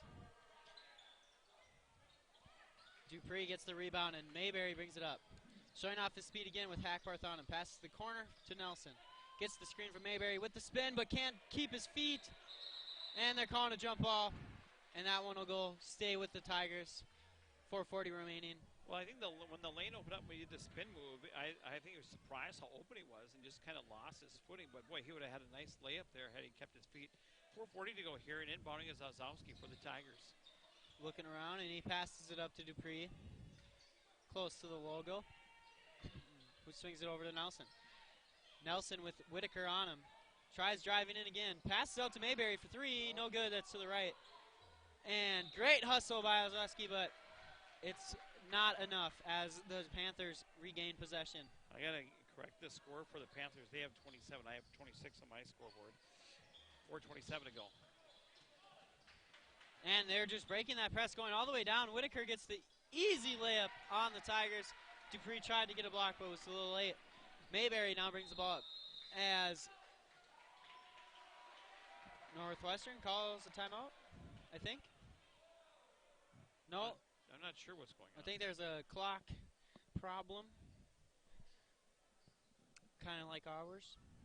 Yeah, kind of like ours. 4:24 to go. Some of the hometown crowd, the fans for the Northwest, the student body fans at least, they're clad in Christmas attire, Christmas hats. Some are dressed like presents under a tree. Yeah, 'tis the season. Happy holidays to everyone that's watching the game right now. And I like to say Merry Christmas. Jeff, so do you. Don't be afraid. As John Groen takes it into the lane and gets the floater just a little short and to the right, but Mayberry! tipped in by Mayberry. Is that Mayberry? Yep. Mayberry, maybe a little help from Dupree, who knows. But obviously great attack of the offensive boards to put it right back up, and they call a charge as Nielsen pushes off into Bennett Nelson. That's his second charge taken of the game. And the Tigers, or the Panthers now have 5 fouls, up 6 points with 4 minutes exactly remaining in this game. And of those 5 fouls, 3 have been offensive fouls. Mayberry takes it up for the Tigers. Hackberth on him. And he drives all the way in the lane, tries the left, scoop with the right, no good. And rebound by number 24, Jack Noble. And Hackberth doubled, got Monte on him now, and Drone on Noble. Noble falls to his knees, but keeps his dribble and swings it over to Hackberth. Back to Noble at the top. Noble jabbing, nothing. Passes Nielsen on the wing. Guarded by Dupree. Gets the spin. Mayberry almost gets the tip. Mayberry's flying around and couldn't catch his breaks. And is that his third? That's his third foul. That one on Whitaker, or on Mayberry, trying to get the ball from Whitaker, and too much contact. He's going to come out of the game. Cole Lottie checking in. Hintzman and Harney come in. It says 2 up there. I have no idea. Oh, so I guess it is only 2? Thought it was 3. I did too. But Nielsen and Noble come out of the game. Hintzman and Harney check in. 2 seniors. Mason. Rebound by Dupree. Yeah, his 4th rebound of the basketball game.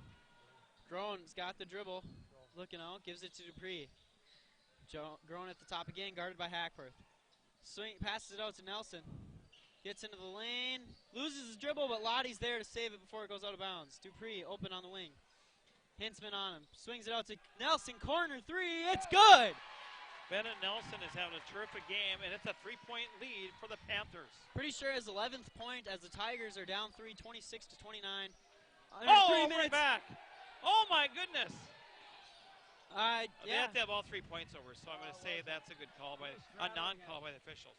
That is not over and back. Yes, good non-call by the officials.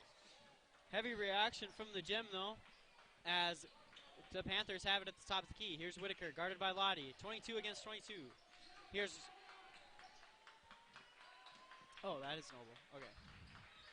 Whitaker passes to Hintzman. Great pass, and just no help there in time as Hintzman gets another basket in the paint. Hintzman has 8 points tonight, 31-26. 31-26, 8 points from Hintzman, and Nelson tries to answer. No good, and it is out of bounds. Teammates fighting over the rebound. Harney and Whitaker, and it'll be Tigers' ball as Mayberry checks back in with his... Wow, I'm shocked. Only 2 fouls. Only 2. I did think he had Mason Dupree out of the basketball game. 31-26. Panthers with 2:11 to go here in the first half. Mayberry tries to catch it with one hand, but... Traveling! Oh, my goodness. And they call it travel. I tell you right now, Mayberry trying to be a little bit too cute out there, and Jace Nelson does a nice job of saving it and created that turnover, just kept the pressure on the would-be steal thief of the Panthers. Yeah, and that would have been a layup made for the Panthers most likely, so a great play by Nelson. Bennett getting caught up, and there's going to be another jump ball. Panther basketball. Tried to pass it, got swiped down, and then he did regain control for a minute. But I got to tell you, Jeffrey, active hands by the Panthers. That was a great job by the Panthers to attack that ball once the Tigers crashed the paint offensively. They had 3 players around there with active hands. Yeah, active hands getting as many deflections as they can. Tigers trying to do this on the press as Whitaker gets it in the corner. Hackberth gets it finally over the middle line. Dupree did check in. Ooh, Harney for 3. No good. Rebound by got a little ahead of myself. There was a foul. Number 24, that's Jack Knoble, his 2nd foul. That is the 5th foul on the Panthers with 1:41 to go, and the Tigers down by 5. Full court pressure by the Panthers. I want to mention that Nicholas Harney is up there on the pressure along with number 5, Colin Hackbarth, who I don't think has left the basketball game. I think he's been playing every minute of the first half here. Yeah, I don't think I've seen him sit as Dupree gets into the lane. Tries to do a little reverse. I thought he should have done a regular reverse there. Yeah. I think it would have been a lot easier. Try to go where the defender was. Just misses as the Central's got it at the top of the key now. Hackberth, who may have not left the game, gets picked by Bennett Nelson. Goes into the lane, keeps it away from the defender, and makes it. That's a 2-pointer. Makes it 28-31. Oh, and the ball almost grown. I don't know what happened there. And they're going to say it's Panther ball. As the pass was a little bit too far for Whitaker, he just tipped it to keep it inbounds. Tried to get to it. Grown, racing for it. must have tipped it out, and now it'll be Panthers ball. Hinsman also playing a lot of minutes tonight for the Panthers, and also number 22. Oh, beautiful entry pass. And Hinsman, you know, they got to be ready even on the inbound. And Hinsman now, I have him with 12 points tonight.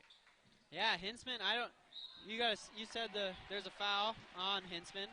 Dupree's going to go to the line, but like you said, that was a great play. Tigers need to be ready there, but I don't even think Hinsman was ready. He just turned his head and saw the ball coming off a great pass from, I think, Whitaker, and got the easy basket to give him his 12th basket. Tigers at the free throw line for this is their 9th free, or no, that's 10. 10th 4 free for throw. 10. And Dupree makes that free throw. And this has been up and down action. We haven't had a chance to talk about Eric Olson Realty 3 doing an outstanding job. Tigers looking to gain a foothold on the score, looking to gain on more real estate on the court, and that free throw is good. We thank Eric Olson at Realty 3 for his sponsorship on the iPad. Whitaker for 3, and that one is good. So come down, break the press through passing, and get an easy basket in the corner. Yeah. Take a 6-point lead as Mayberry gives it to, or Groen. Yeah, Groen takes 3, no good. Rebound by Whitaker. Pass out to Hackworth. Under a minute, 30 seconds. 6-point game, Central leading.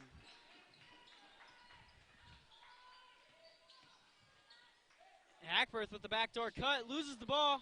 Harney grabs it, loses the ball. Travel. They call it travel on Harney. 21 seconds to go in the first half. Tigers before it. need to score on this possession here. Mayberry with the basketball. We're at 20 seconds. Down 17 seconds. Mayberry with the basketball on top to Dimes. Bennett Nelson hands off to Groen. Johnny Groen surveying. Kick over to hand out to Mayberry. Down to 8 seconds. 7-6. Now 6. Now 5. Oh, tough shot there by Mayberry, trying to get with the step back. You'd like to see with a couple seconds to attack the rim and try to get inside, but Amante, a great shooter, obviously trusts his jumper, and this time it didn't fall as the Tigers head into halftime down 6 points, 30-36. Boy, that was a lot of up and down action, and you can see Greg Ruben. Well, the camera's not on, but as they leave the gym side, the starter for the Northwestern Tigers on the state team 4 years ago, cheering on the Tigers right here. In fact, he helps out with the team. He plays the center. He'll help out Coach Graff as a defender. So yeah, we've had a lot of players come back and help out the team after their years. I remember Tanner Klobuchar helped a lot of post work my senior year with Tyler Davis and Greg, obviously, and Brody, and those types of players that are going to be in the paint. Yeah. Hey, now here's the trivia, and I'm sorry I didn't get it to you guys, but the trivia question for the night is what team for boys basketball was the first team to go 22-0? And I'm going to give you a hint in in about 5 minutes here. But what team was the first one to in high school basketball? In high school basketball. That's your thing. If you come up with the answer, you win this $10 gift card and nice hot hold flask for Nelson's Mobile Speed Stop. Is that just in all of high school basketball, or is it? No, just for Northwestern. Okay. You gotta clarify that. Are we still on? Yeah, we're still on. Jeffrey, the dance team is out there and did an outstanding job. Yeah, it's the Northwestern dance team led by Miss Allison Melody. Great person, great teacher, great Camizo. And did they go to state, or are they still preparing? They're still preparing, I believe.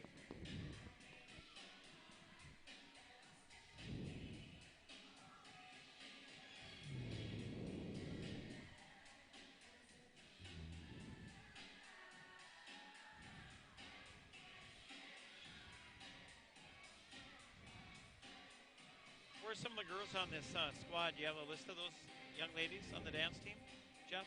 What? Do you have a list of the dance team girls? I do. Why are you playing pool on your phone? Unbelievable. All right, so here we have for the dance team, we have Addison Hansen, Avery Brinker, Eliana Madrid, Ivy Helinas, Jalen Hendricks, Lauren Ketela, Lauren Love, Livia Carlson, Mariah Satter, and Lauren Swanson. I know there's at least a couple seniors on the dance team. I wouldn't be able to pick exactly which ones, but Addison Hansen, obviously the brother to Brian's daughter's boyfriend. Yeah, Andrew Hansen. Andrew Hansen, a great running back for the Tigers in his time, Yep. and wrestler.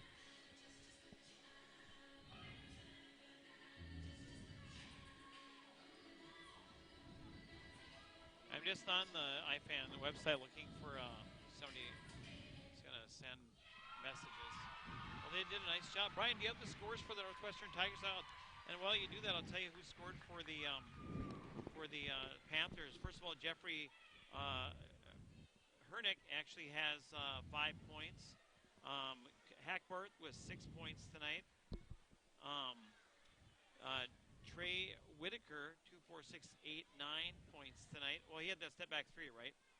Just right before, not that long ago. Yeah. He's 12 points. Connor Nielsen with 5 points.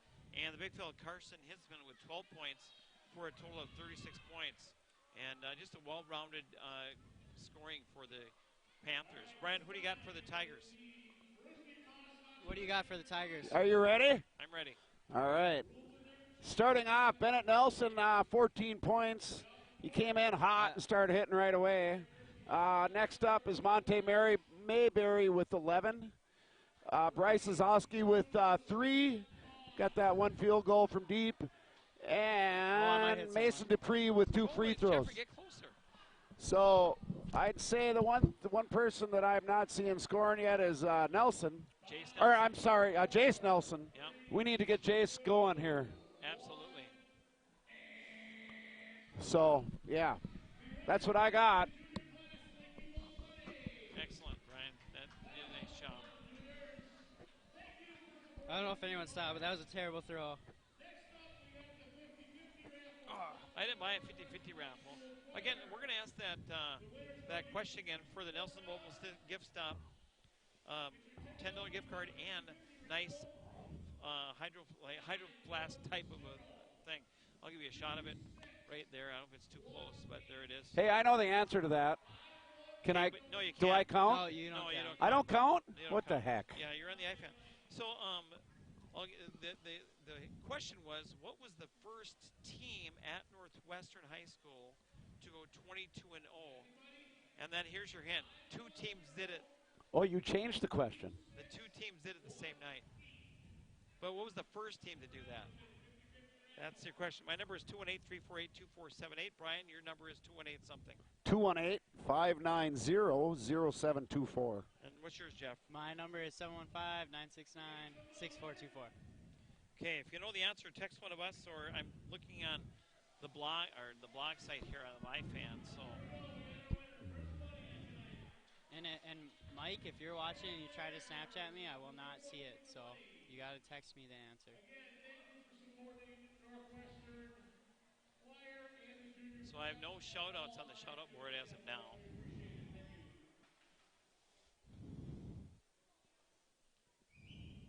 So actually the last shout-out was during the football playoff game. So some of our sponsors want to talk about Bear Shoe Works. Bear Shoe Works since 1912 has been around for a very long time, taking care of northern Minnesota and Wisconsin. Well, actually throws to Minnesota and Wisconsin. They are the boot headquarters for both these states. I want to thank them for their sponsorship of the iFan Sports Network. They are open, located at 801 Tower Avenue in Superior, Wisconsin. Their hours are Monday through Friday, 9 to 5, and Saturday, 9 to 1. Their number is 715-394-4906. And I don't know if they have any good Christmas gifts this year. What are they doing for Christmas stuff? Socks, boots, everything. Slippers. I got a pair of nice slippers for Rhonda there about 10 years ago, and she still has them. So they do a nice job there. Insoles, if you need insoles for your boots, they got them. Extra shoelaces if you're a welder. You need extra shoelaces because they're going to burn up, right? So they got everything you need there. And I tell you what, if you ever have any problems with the boots, bring them in. They'll get you lined up, and they can fix just about anything you need fixed. Absolutely, and the Pasha Lake Cabins, you can check them out at pashalake.com, and they do an outstanding job. They take care of everything at great fishing rates, hunting, whatever your exploration needs or adventure needs are. Get a hold of Pasha Lake Resorts. They do an outstanding job. Also want to thank Ashland, Iron River, and Poplar Building Products. And they specialize in marble windows and doors. Want to thank them for their sponsorship of the iFan Sports Network. We also want to thank NBC Bank, National Bank of Commerce member FDIC, for their sponsorship of the iFan Sports Network. They make more possible. They have 3 convenient locations in Brule, Iron River, and Port Wing. In fact, they got a great drive-up service, which I was able to use today, utilize. I stayed out in my warm car, went through the drive-thru. They took care of me. Cindy was very helpful. And they have personal banking, business banking, and online banking. And now they have the Move It. Not sure where to start to move your accounts to Security State Bank. Our Move It information will get you on the right track. So move it today to Security State Bank. Thank you. And also Yellow Bike Coffee Cafe, 2 great locations. One in the Hermantown YMCA Ascension Wellness Center, and the other one on the campus of Lake Superior College. And so I want to thank them for their sponsorship of the iFan Sports Network, and they do an outstanding job. Also, they employ assistant coach Jenner Graff. Jenner Graff does an outstanding job. Nelson's Mobile Speed Stop, again, that trivia question. If you can guess what it is, a $10 gift card, and also this beautiful hydroplast type of cup that keeps your beverage hot. Also, James Colburn CPA, want to thank him, 715-399-3174. And Realty 3 Real Estate Sales and Consulting, get a hold of Eric Olson at 218-391-9538. Holscott Builders and Property Services. Call Corey for snow plowing or firewood sales and delivery, 218-428-5123. And then, of course, Poplar, Iron River, and Ashland Building Products. Locally owned, serving Northwest Wisconsin, 3 great locations. Marble Windows and Doors does a great job. In fact, they do an outstanding job in everything they do. Thank you to them on the iFan Sports Network. Benson Electric, serving northwestern Wisconsin and northeastern Minnesota for commercial, industrial, and residential electrical contracting repairs. Everything electrical since 1912. Better Butter Burgers and Custard at Culver's, Kimmis Oil and Tire, 1935 Tower Avenue. Gronk's Grill, Holden Insurance, National Bank of Commerce, member FDIC. And guys, let's get back to the game. Back to the game. Cole Lottie passing the ball. Mayberry bringing it up. He's got Hackworth on him. Nelson's got it on the wing with Nielsen. He drives baseline. Not finding much. Gets the sweet pass to Dupree. Another pass from Dimes right to Lottie. Gets the 2 points. Tigers starting us off with the first basket of the half. High pressure. Nielsen's got it now. Harney looking to pass, and they're just moving it back and forth. Getting close to 8 seconds. Oh, Mayberry goes for the steal. And defense breaks down. Central gets it past the half line. Whitaker's got it at the top. He gives it to Nelson on the wing, guarded by Lottie. He swings it over to Harney. Hackworth's got it in the corner now, looking at Whitaker for 3. And that's good. Too much time, too much space for him, and he hits that to make it 39-32, 7-point lead for the Panthers. Lottie bringing it up now. Swing it over to Dupree. Nelson baseline right away, but just a little bit too little on the layup. Hinsman flexing his muscle. 15:55 to go in the basketball game. It's a 7-point lead for the visiting Panthers playing tomorrow night in Ashland. Lottie in pain. Got hit on that rebound there as Hackworth's got it at the top of the key. He took one to the rib there. Yeah. Great pass again from Whitaker to Hinsman. That connection has been amazing all night.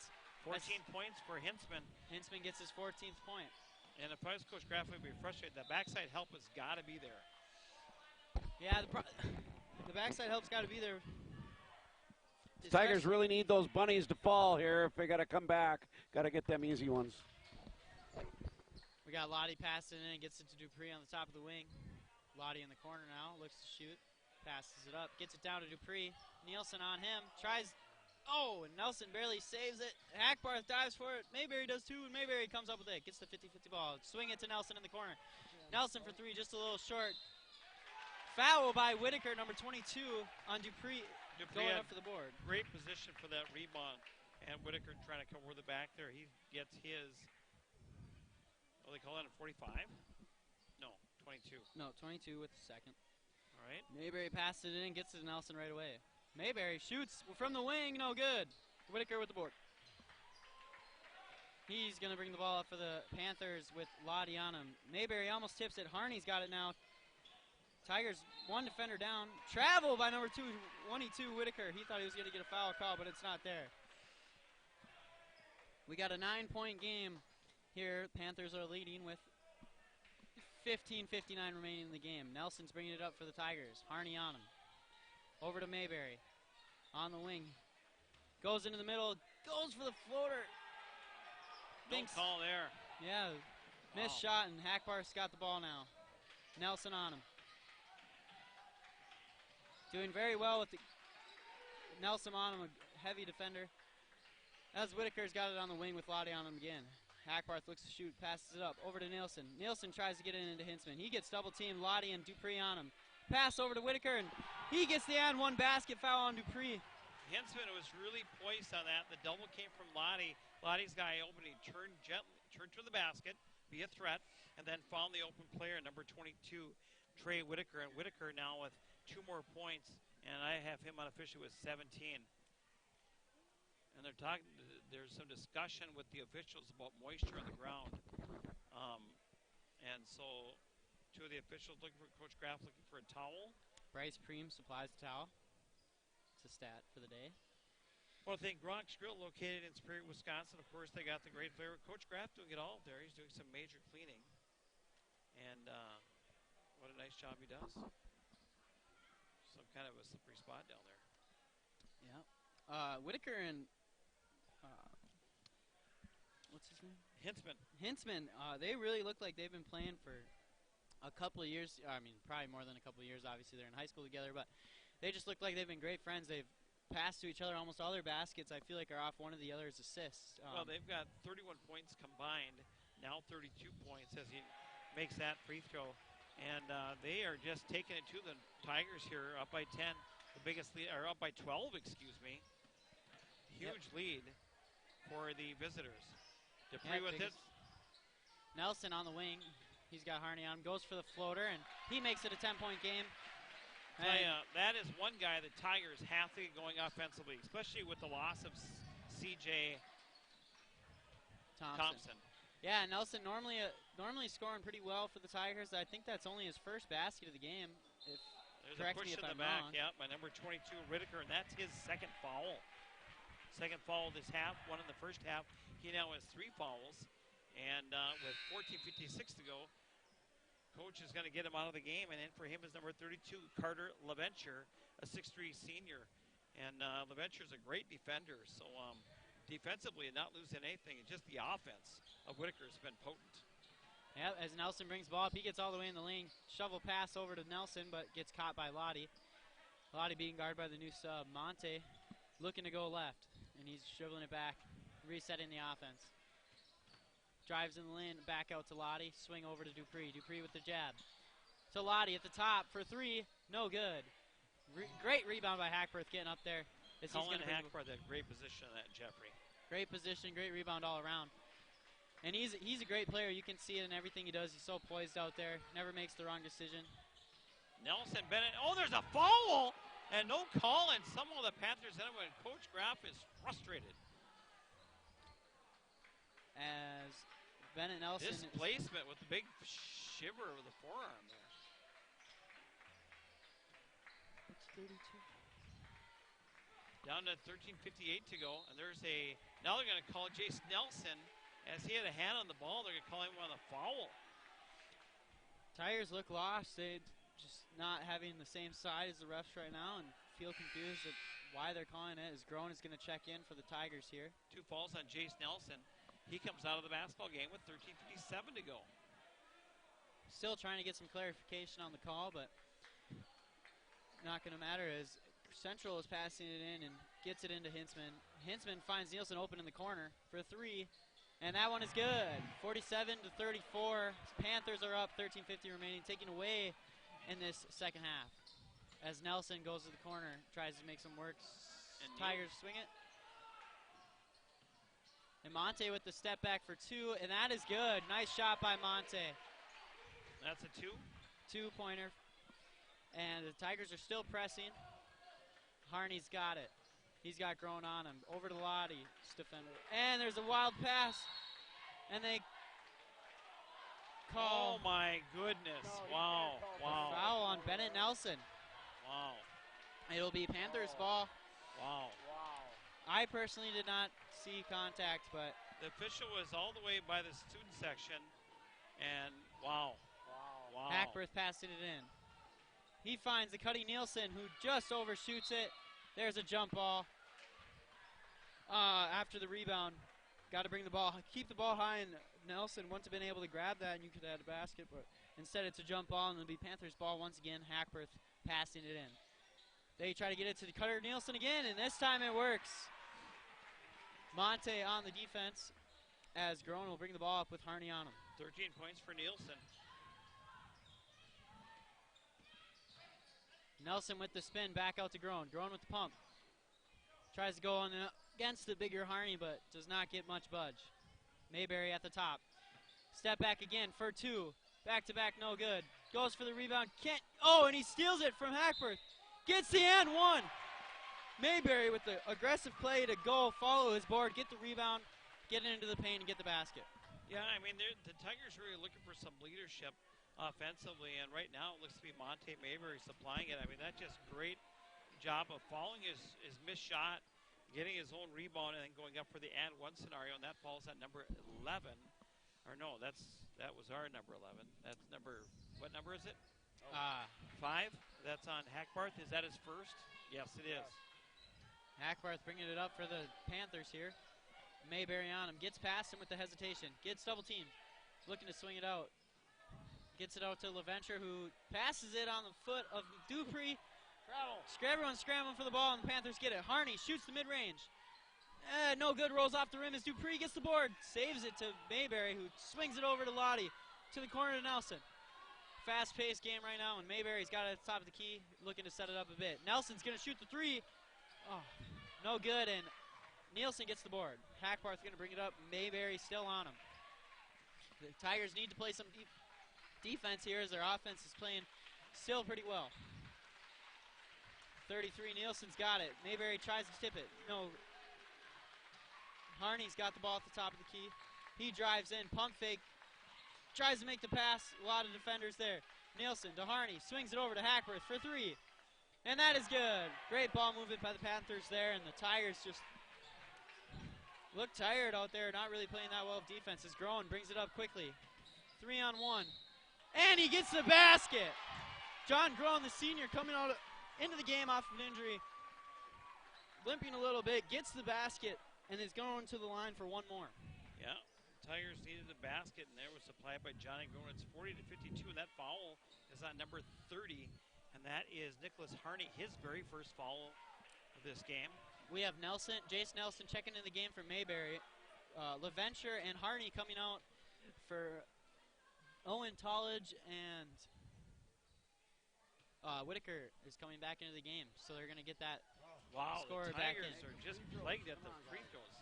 All those missed free throws. 7 points added to certainly could change the complexion of this basketball game. Yes, for sure. You always got to make your free throws. As Whitaker hands it off to Tollage. No, just kidding. It was a fake. Great play by Whitaker and Hackbarth, faking the pass at the top of the wing to go to the back door. And Whitaker getting some LeBron James love with the steps. Yeah, Whitaker's looking really good out there. As Coach Nolan Graff calls a full timeout for the Tigers, trying to regroup. St. Croix Central leads 54-40 with 11-10 remaining in the game. Well, Jeffrey, you've been talking about Trey Whitaker and Carson Hinsman. They've been scoring a lot of points tonight.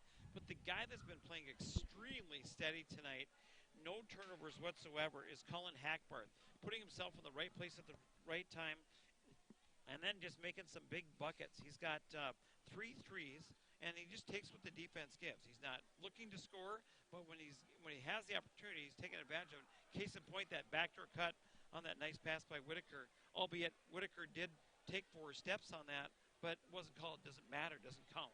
So you just got to move on. But with what time is it, 11:10 to go in the basketball game, tell you right now, the Panthers certainly came to play tonight, and they are up by 14 points. I have 52. It is 54. But what a game by players like Hackbarth and Whitaker and Hintzman and just other guys off the bench that have been playing outside. Nielsen, LeVenture, Harney, just a number of guys, senior guys that are doing a really good job for the Panthers. And so Anita just, I got to guess, I don't know how many games they played, but Andy Lynn, Coach Andrew's C team in 9th grade, he said they were the first best team that never lost a game. That's not true. John Groen passing the ball. It was actually, I won't give you the answer yet, but the first team. Noble gets the steal, swings it over. Hackworth for a three again, just like Joe said. Is money. That was a great guess. Making great decisions, everything he does with the basketball.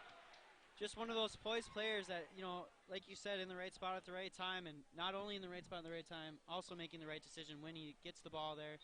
Okay, here's your hint. The first two teams go 22-0 in the regular season. Happened in the same year, the same night. So there's your hint for the first team to ever do that. And then I got another hint coming up in another couple minutes. Help you on that. Groen passing the ball and gets it to Bennett Nelson in the corner. Back to him. He drives all the way. Mayberry comes off the screen from Groen to shoot the two, and he gets another one. 42-57. Panthers still in the lead, but Mayberry's starting to get warm. Whitaker's bringing the ball up. He passes it over to Owen Tollage. Tollage with Groen on him. Gets stolen by Cole Lottie. He's got Hackworth behind him, but he's not even going to try as Lottie gets the two. Tigers coming out of this timeout firing with 4 straight points. Whitaker passing the ball in. No one open, and they get a 5-second call. Tigers playing amazing defense coming out of that timeout. They'll get the ball back to try to make this a single-digit game. Oh, no, it'd be 10 anyways. It'd still be 10, yeah. So back out of the game is number 2, Owen Tallage. And back in the game is number 30 after a short rest, Nicholas Harney. On top to Jace Nelson. Jace Nelson takes a 3 ball. That is good. And Jace Nelson, what a time for him to heat up. Yeah, 7-point swing for the Tigers here after that timeout. Harney gets it. He's got Groen on him. Press still for the Tigers. And here comes the trap with Lottie. No good. They got to open Whitaker. Oh, my goodness. Nelson goes for the charge. Probably should have tried to contest. Easy layup. 12-point game. Lottie tries to take it in. They call a foul on Hintzman. All 3 of his fouls occurring in the second half. So he's heating up in the foul department. And how much time, Jeffrey? What's the clock? 9:55 to go in the game? 9:55 remaining in the game. Tigers down 12.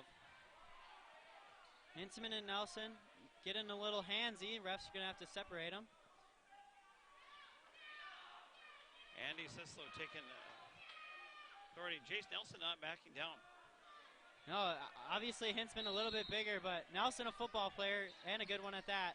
Not backing down like you said. Groen gets it in the corner off the handoff from Mayberry. Jump stop. Oh. John, just a little guy, but he loves it. He can play like he's in the paint. Not afraid to go for any type of basket. Just doesn't get that one to fall. Hackworth bringing it up. Nelson on him. Swings it over to Whitaker. Nelson in the corner. He's got smaller Groen on him. Over to Hackworth. Whitaker in the corner. Dribble. Looks to set it back up. And they got Nielsen wide open on the wing. It's going to be no shot. It's going to be on Hintzman. He's picking up foul number 4. 4th foul in the second half for Hintzman. As the Tiger faithful get loud. Well, I guess Jace Nelson, I think what he's trying to do is prove a point that I get every opportunity to occupy that space, and Hintzman didn't want any of it. So now we have a one-on-one situation for Jace Nelson at the free throw line, where the Tigers have not fared well at all tonight. No, they haven't done well in the free throw department, but they are in the bonus now. That's very helpful. Only 3 fouls for them, so we still need 4 more for Central to get in the bonus. But Nelson hits the first. He'll get the second. No subs come into the game. We still have 9:24 remaining. Mayberry checks in down low instead of Bennett Nelson.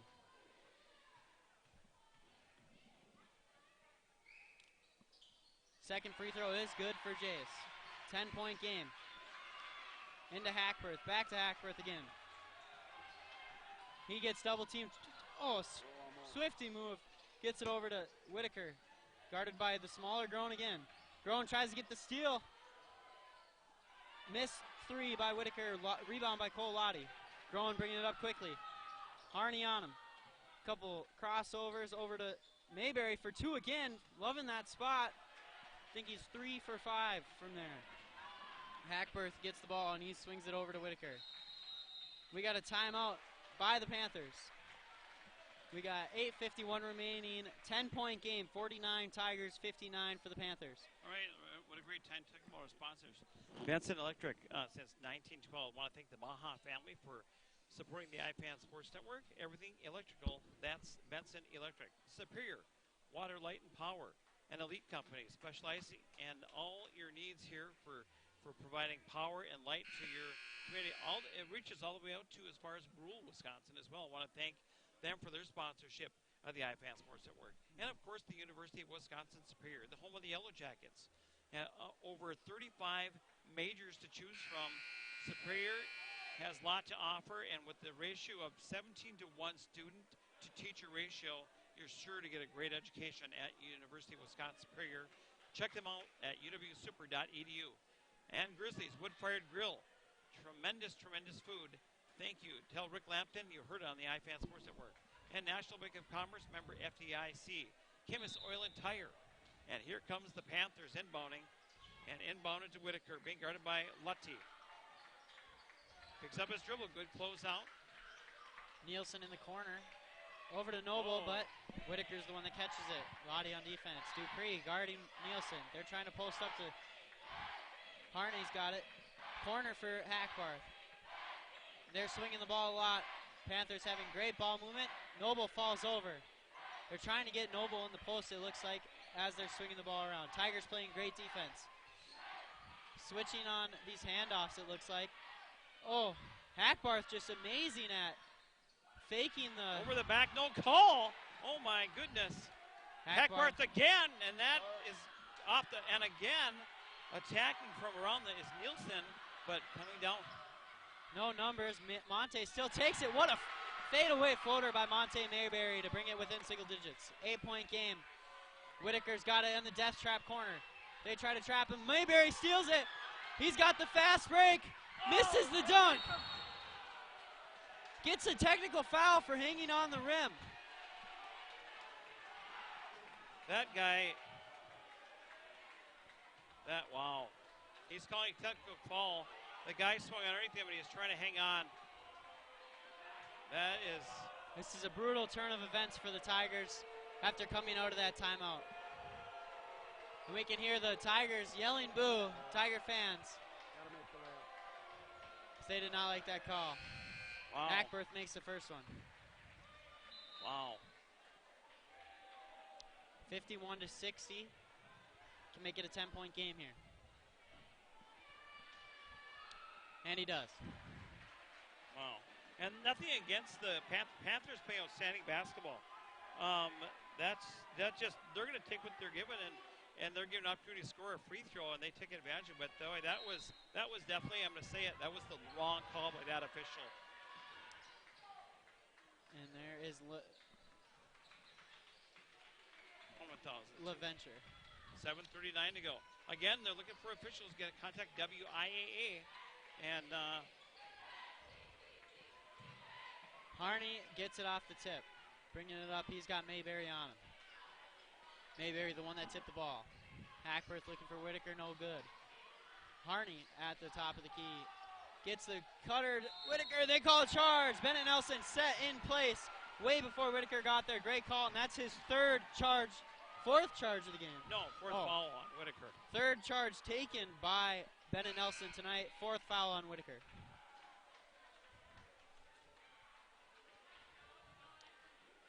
Subs. Whitaker comes out. And number 33, Nelson, comes in.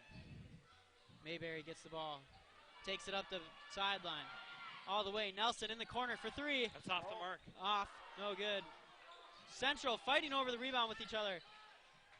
Mini trap there, but Tigers did not get the steal. Hackworth's got it. Nelson on him. Nelson trying to get a steal. Playing intense defense. Swings it over. Harney's got it. On the wing, they're trying to find Noble. And they called technical foul on Coach Nolan Graff.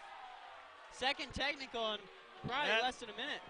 I mean, I hate to say it, but they've taken away from the game of basketball here tonight. Very demoralizing for the Tigers here, getting 2 technical fouls. Ruins all momentum they might have had after they were just coming out of the run. As Hackworth makes 2 free throws again, both 4 for 4 on technical free throws tonight. Do you have his actual or no? Yeah, he's Hackworth is 4 for 4 from the free throw line. Oh, so only technical free throws for Hackworth tonight. Pass into I don't know. LaVenture. 63-51. Nielsen looks for the shot, decides not to take it. Hackworth has been outstanding tonight. Hackbarth, a great player. This team is full of seniors, and he's one of them. Definitely a senior leader. Mayberry gets it again. He's going to try to lay it up. He's going to stick with the lay-in as it is a 10-point game. Harney gets it over the midpoint. Gets great defense by Bennett Nelson, but they call a foul as his hands got caught up with the arms of Harney.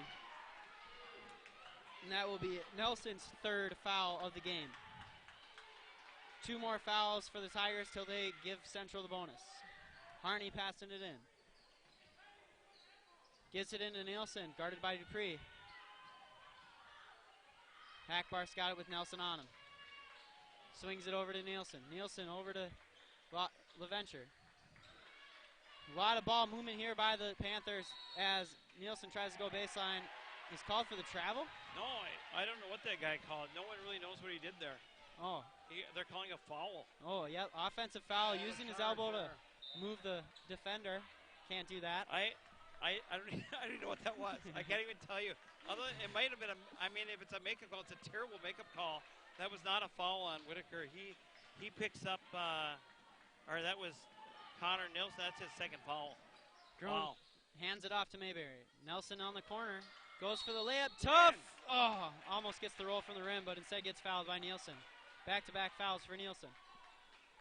So that'll be his 3rd foul.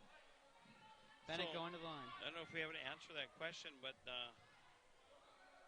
we haven't done the question yet. Oh, Nelson misses the 1st free throw. Tigers not doing well from the line tonight. That's got to be at least 8. That's like 10 missed free throws. That is enough to cover the spread right now. Wow. Nielsen with the board off the miss. Hackbarth tries to... Mayberry gets it barely and throws it right to Noble. LaVenture gets fouled by Nelson. Looked more like an inadvertent trip. Good sportsmanship by Johnny Groen helping the player down. That's 7 fouls. Will be 1-1 for number 33 Nielsen. And that's the 3rd foul on Jace Nelson. He's going to take a seat. And at the free throw line is that LaVenture at the free throw line? Yep. He is his 1st time at the free throw line, yeah. Mason Dupree coming into the game there for Jace Nelson. And then conversely, the Panthers have knocked down their free throw opportunities. I mean, they have but one missed free throw tonight, and the Tigers with double-digit missed free throws. Free throws definitely be the story of the game if this is how it turns out. Both teams turning over at a pretty equal rate, so that can't be the 1-pointer. Groen bringing it up. A little in and out. Gets close, tries to sneak it through, but too many defenders. Groen gets pushed out of bounds, and they say it's out on Groen. Wow, Groen got pushed right to the ground, and there was no call. And this is turning ugly.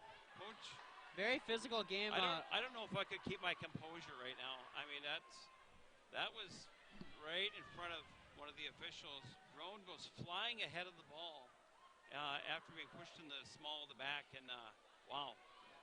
They can see the one from three-quarter court all the way down by the student section, but the one right in front of them they could not see. Interesting. Hackbarth bringing it up. Nelson on him. Down to 5:40 to go here. LaVenture passes Nielsen in the quarter. 12-point game. Panthers leading. Both teams in bonus. Tigers have double bonus. Great defense by Mayberry on LaVenture. He finally gets it over to Nielsen. They go over it. Groen there for the backside help. Good defense, but the rebound by LaVenture put back. Lottie a little bit late. Venture with 4 points.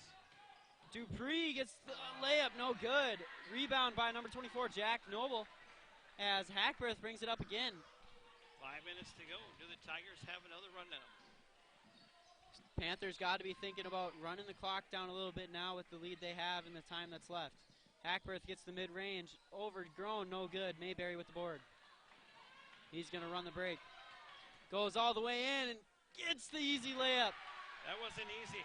Not easy, was tipped out, and he regained conscious halfway through the layup and made it go in, sneaked her. Nielsen in the back. He gets over the timeline to number 24, Jack Noble. Dupree tries to go for the steal. Harney to Hackworth in the corner. LaVenture for 3, and that's another 3 for the St. Croix Central Panthers as Nolan Graff wants a timeout. Or was that called by Nolan? I might have been. 4:21 to go. It's the biggest lead of the game for the Panthers, and I'll tell you right now, this has been a great job by the Panthers. Very poised today, and they're knocking down their free throws. They're patient with the ball. They're seniors. These kids have been playing together a very long time, and Tigers with the missed free throws. That's really been that, and then a couple of the 2 technicals, both unnecessary, and they've created a little bit of pack with the Tigers, and then couple of the Heisman's not called, but the push to Johnny Drone on that, going for the steal to the small of the back, and being pushed down, that's got to weigh heavily. They got to wonder, the Tiger players, what can we do that, and they can't do anything. They're at the mercy of the calls, so they really just have to try to fight through it against the adversity of that, and if they can just do their best, that's what they're going to have to do. Yeah, the Tigers obviously can't control what the refs do. They just got to go out there and play. And that's what they got to look to do. The game was very physical. They let them play in the beginning, and that led to, I think, where we are now. But, yeah, those 2 technicals definitely demoralizing. The last time Graff called a timeout, the Tigers were on a run, and it was a 7-2 run when Mayberry got the technical, and ever since then, I think they've scored 5 points. As Bennett Nelson has it in the corner. Drives middle. Groen fakes the 3. Drives in. Tough layup. Almost gets it, but gets the foul on 32 LaVenture. Groen going to the line for 2. Down by 15, 55-70. I do have a final score in Superior, Wisconsin. Again, the game was tied 23-23 at halftime between Superior and the Northwestern Tiger girls. And Superior just came out smoking hot. They win tonight 60-37. That is a big second half right there. Yes, it is. 37 points. So the takeaways, defensively, the Tigers have been doing a good job. I mean, takeaway from this game, but it's really the free throws, and then you got to cite the pinpoint passing by 33. Nielsen getting the ball. There's a miss, and Nielsen's back in the game. Rebound by Hinsman, passes to Hackworth with Nelson on him. There's the double team. Nelson tries to get the steal. And the ball's everywhere. Hinsman gets on the ground, calls a timeout. Great play by Hinsman, the senior. Absolutely, that was a great play by Hinsman. And again, the physicality of the Panthers, there appears to be a blind eye, but I mean, there's been a lot of arms pushing away the white jerseys. And to me, when you're extending an arm in a Heisman scenario, that should be a foul.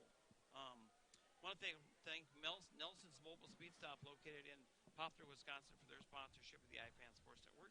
James C. Colburn, certified public accountant specializing in tax planning and preparation, business consulting and setup, software training and support, and bookkeeping and payroll services. Also want to thank Pasha Lake Resorts, located up there in Ontario. Thank them for their sponsorship of the iFan Sports Network. And then your next hint for that team that was the first one, Micah Olson. I wonder if he knows the answer to this. What was the first team to go 22-0 in the regular season, and then a second team later did it that night? And that was your first hint. The second hint is that Coach Graff was on that team. Deontay Burse, Justin Alexson, Gabe Dinkle. That's such a good hint. Joel. Yeah. They should know now. They should know that. But it could be one of 3 teams. True. Harney gets the ball, Grown on him, trying to break the press. A little in and out, gets past it. He's trying to go all the way. Tries to swing it to the corner to Hackberth. And the ref says it's Tigers' ball. Yeah, boy, I thought they weren't going to call it Tigers' ball. I mean, you could see the player a little bit losing control of the basketball. Tries to do a shovel pass and it goes out of bounds. Mayberry got checked out by the trainer during that timeout, but he checks in and for... Well, Jeff, do the Tigers have enough in the system to score? I mean, this has been... And it looks like there's another There was clock 3:53 adjustment. to go, and it's at 3:51, but I don't know. I mean, he got the ball and he dribbled the court. Does it take more than 2 seconds to go from where the coach is to there? I don't know. There's 3:53. 3:48 now. They're taking 5 seconds. So Monty dribbled for 5 seconds. I don't know. But yeah, I mean, there's only 3:50 left. Tigers are down 14. I think as Colaj shoots a 3, that's short. Jace Nelson, with the great play, but Whitaker matches it, saves it. Hackberth swings it over to Nielsen. Nielsen trying to break the press. Over to Harney in the corner, Grown playing aggressive defense. I think the question isn't can the Tigers get an offense. The Heisman. I mean, how can you call one thing and not the other way? I mean, he's blatantly pushing the defender away with his opposite hand. Free ball on the way. That's nearly a backbreaker. And then that's foul by Mayberry, but rebound by Whitaker. That'll be single bonus. Single bonus. Yeah, I think the question isn't can the Tigers score enough in these last 3 minutes. It's their defense. I mean, and obviously they're not making shots they would normally make today. Cole Lottie specifically has not made a 3, I don't think, this game. And he's been open for a couple, and that's what he's known to do. So either it'll wake up soon, hopefully, or it'll be a surprise to see what the Tigers can do in these last 3 minutes. Missed the free throw rebound. Here comes Johnny Grown. Grown all the way, coming fast, coming quick, swings it out to Nelson. Nelson tries to take it in with the floater. A lot of bodies around him. Gets the rebound, no good. Bennett Nelson gets the rebound, and that one's good. 3 opportunities by the Tigers to get the basket. LaVenture over to Nielsen. Press still on by the Tigers. They got Hintzman over by the Essen Tigers. Nielsen in the same spot. Right back to Hintzman. They got a 2-on-1. Hackberth, no look dime to LaVenture. Great play by Hackberth. Still no turnovers. Grown shoots the 3. That's good. Grown in the corner. The senior trying to bring some light. As there's a timeout called. With 2:27 to go in the basketball game. Want to thank Culver's, Better Butter Burgers, and Frozen Custard right there on East 2nd Street in Superior, Wisconsin. Also located on Highway 53 up by the Miller Hill Mall. Open until 10 p.m. tonight. They got great burgers. And, of course, Jeffrey, if you didn't get the ice cream on the way, you should get it. Yep. Yes, so the answer is from Micah Olson. The answer is the C team of 2009. 2009. Or 2008, actually. 2008. Was it 2008? I don't know, Joe. Yeah. It's your son. Yeah. that was Rhonda's question. They went 22-0, and then later that night, the Tigers were undefeated. The Tigers varsity of Johnny Hissa, and Donnie Hissa, rather. Steve Tucker, Johnny Darwin. John Darwin. Aaron Corey, Coleman. I mean, not Coleman. Great basketball. Grandma's a Coleman. Was Abrahamson on that team? Yeah, he was on the team, but he played JV mostly. I don't know who Coleman is. That would have been Michael Brian. He's from Lake the Bagman. Who's that? He was the point guard. Lindsay. Harney gets it. Nielsen almost nice a turnover, but it looks like it's going to be a deep pass to Hintzman. And he gets the pump. Jace Nelson flies past him. Central gets the basket. John Grown bringing it up as quick as he can. Bennett Nelson in the corner for 3. That's good. Tigers are starting to heat up, making it a 10-point game. Can it be? It will be a little bit too late. We don't know. Harney trapped in the corner. Gives it over to Nielsen. He gets trapped by Mayberry. And they lose the ball. The Tigers are making the Panthers lose the ball, but they are not getting their hands on him. Down to 153. Hackworth's got at the top, the guy you do not want to have the ball in his hands in this time. As he gives it over to Harney. Down to Nielsen. They give it to Hinsman. No backside help, and that's an easy basket for Hinsman. He's got to have 16, 18. 18 points. Groen gets into the mid-range. High floater and one! Hinsman just shrugs. Doesn't know what else he could have done. That could be an intentional. He's out of the game. That should be 5. He's out, right? That's 5. And that looks like it'll be Hinsman's 5th foul of the game, all coming in the second half. As the middle schoolers wave bye to him. Johnny Groen coming up big here in the last 3 minutes of the basketball game. And that free throw is good. Groen gets another 3-point play, this time the old-fashioned way. Hackworth gets trapped in the corner, gets the pass to Harney somehow, but Nelson tips that one. Lottie's got it. Lottie takes it all the way. The layup is no good. Nielsen with the board, still keeping his feet somehow, not traveling. Hackworth with the great spin. As soon as he catches the ball, brings it past the half-court line. He's getting double-teamed, triple-teamed, I don't even know. They find, Mayberry with the steal. Nelson's got it. He's going to get the layup. Too much. These bunnies are costing him. And it's going to stay with the Tigers off of Nielsen's knee, but Tigers, bunnies, and free throws, two things that are really costing them this game right now as they are down by 9 with 1 minute remaining. Nelson gets it to the top wing. Fakes the handoff to Mayberry. Drives. A lot of contact, nothing called. And it's going to be an on-the-ground foul, I think, but they're in double bonus. So either way, 2 free throws. Who's that on? That's number. Somebody's got 3 fouls. It's got to be 22. 22. Whitaker. Oh, my goodness. Wow. Tigers are snake bit at the free throw line. Trey Whitaker with his 3rd foul as Jason Nelson misses the first free throw on the double bonus. Oh, that could have been at Whitaker then. He'd have got it for 4. Because remember he left 4 minutes ago because he had his 4th foul. Oh, 30. It might be 32. 33? 32's in. Harney gets fouled by Groen. Groen helping him up.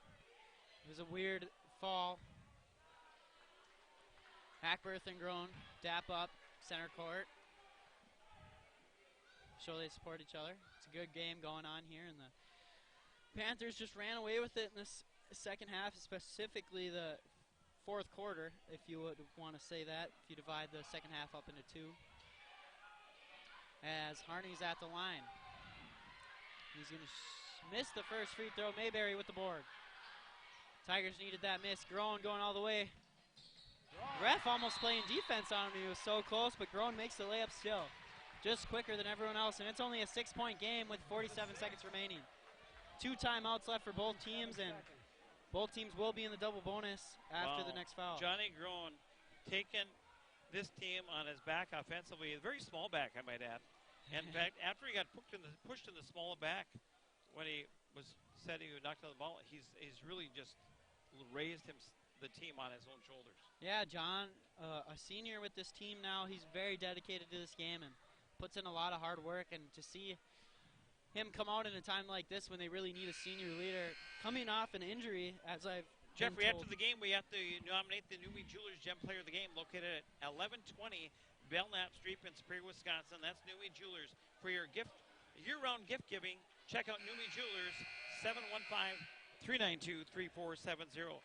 National Bank of Commerce, member FDIC. Stop and see the great people at National Bank of Commerce. 6 locations in Superior, Poplar, Soul Springs, Duluth, and Hermantown, serving the area since 1934. Thank you, National Bank of Commerce. We're back in this game out to timeout. Pass up to Hackworth, gets over the midline. LaVenture's got it on the short corner trap. John Groen, perfect pass to Harney. Hackworth still no turnovers, playing an amazing game. Hackworth's got Groen on him. Groen's trying to get any steal he can, he gets it. He's going to try to take it in. Oh, the tough layup, but Lottie gets the board. Oh, and he puts it back. It's only a 4-point game with 20 seconds remaining. Mayberry fouls Harney as we will go into double bonus for the Panthers and the Tigers each. How much time is that, Brian? I can't see the clock. 18.5. 18.5. And think of those missed free throws by the Tigers. And the technical foul, 4 free throws, we'd be all tied up. Technical foul also is 2 missed. Well, I guess you would have missed the dunk anyways. But it is only a 4-point game. Tigers have 1 timeout, and Panthers have 2. Monty Mayberry with the momentum carrying him on the dunk. He had to hang on so he didn't fall on his head. Called for the technical foul. Shortly thereafter, Coach Graff talking about the Heisman that I just talked about 2 minutes ago was called because the referee decided he was inappropriate by asking him to look at that.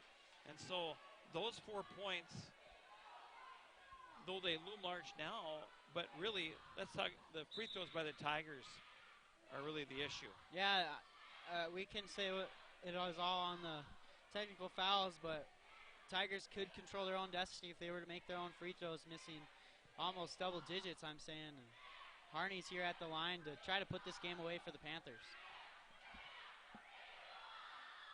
Hits the first. Yeah, I tell you, it's just 2 different teams doing 2 different things on the free throw line. Nick Harney steps on one person after the other. Trey and Carter and LaVenture, he gets his first points for free throws. Look at that. Hits Harney, money on the free throw line. 6-point game. Groen brings it up. He's going to stop and pop. No good, just short. And who's he going to stay with? Tigers. Tigers get the ball. If anything, it's been an entertaining game with 11.6 to go.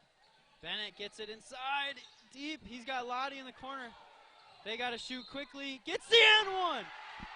Cole Lottie makes the layup. Fouled by LaVenture and has a chance to make this a 3-point game with 7.8 remaining. What's the discussion? Coach Graff wants to know something. A lot of talking going on between the refs, the coaches, as we're waiting for this free throw. Are they counting the basket? Yes. Okay. Basket counts. 1 shot for Cole Lottie at the line. Refs still talking. I think they're trying to put more time on the clock. Because I think it was at 11, now it's at 12 seconds, right? Is that what it says? I can't see the clock. It's either, yeah, that's a minute 20 on there now. A minute 20? Yeah, a couple of technical difficulties. It's hard working that clock. Well, I don't recognize that young man. Paul Everhart walks into the gym, women's basketball coach. Just here comes our athletic director and for some support.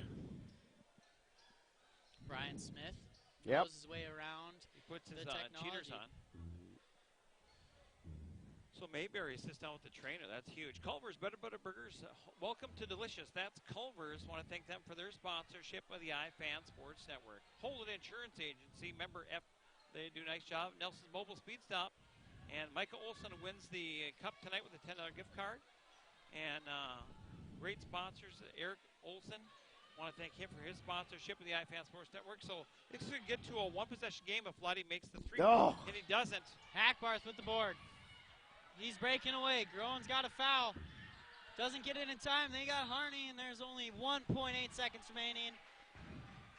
And with that, I'm going to say that the Panthers are going to win the basketball game, up 78-74 with 1 point something to go in the game. And at the free throw line is Harney, where he just made 2 free throws. And boy, the Panthers drove all the way, waited through 3 overtimes to just knock off the Northwestern Tigers. Yeah, great game we got to see here on a Friday night. Started a little late, but it was a fast-paced game and probably ending at about the same time I normally would. Harney makes both again. Great free throw shooter. Bennett Nelson gets it at half court, and he's going to shoot it. And it is no good. Air ball. And that'll do it on the iFan Sports Network. It looks like the visitors from the Middle Border Conference prevailed tonight. What an outstanding job by them tonight, defeating the Northwestern Tigers. Awesome job. Oops, sorry.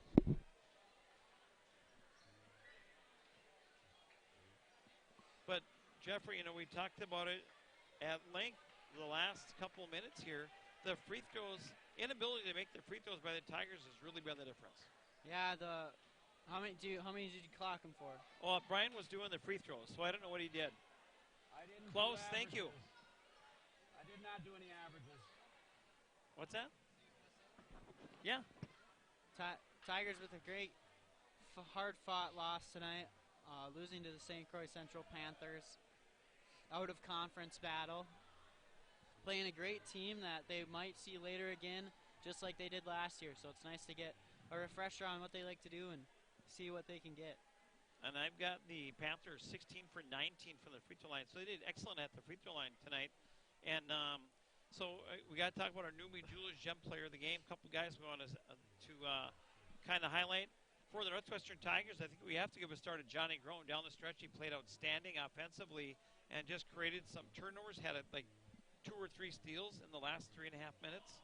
And I thought he played very well. Monty Mayberry played well in spurts throughout the game. And then for the Panthers tonight, you had great play by Hintzman and Trey Whitaker. Hintzman finished with 18 tonight, just being in the right place at the right time, and a big body in the paint preventing the Tigers getting in there. And then Whitaker just kind of leading the way most of the way offensively. Hintzman 15 points tonight for Whitaker, and then Cullen Hackbarth, number 5. 3, 6, 9, 12, 13, 14, 15, 16, 17, 18 points. No turnovers that I can recollect. as the point guard. As the point guard, was just steady out there. Those are your 5 stars tonight. Want to just talk about them really quick again. Cullen Hackbarth, Trey Whitaker, and Carson Hintzman. And for the Tigers, you had Johnny Groen. And Wherever you want. Brennan Nelson playing great defense. And Brennan Nelson. But starting the game off hot, scoring. So I have an idea who I would vote for as the Newbie Jewelers Gem Player of the game. Jeffrey, do you want me to go first, or Brian, do you have an idea? No, you go. You guys take it. Okay. Well, my vote is for Cullen Hackbarth. I thought he was just so steady and so consistent. Played outstanding defense. But just when your point guard is that steady, just doing the right things. He didn't take a lot of shots, and those that he did take, they nearly all went in. Yeah. Perfect from the free throw line. Just a poised, strong, heady player. My vote for the Newbie Gem Player of the game is Mr. Hackbarth.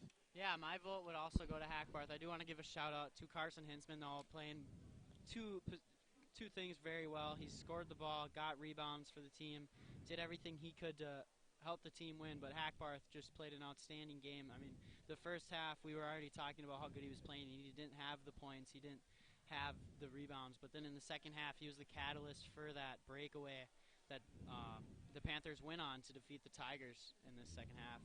Absolutely.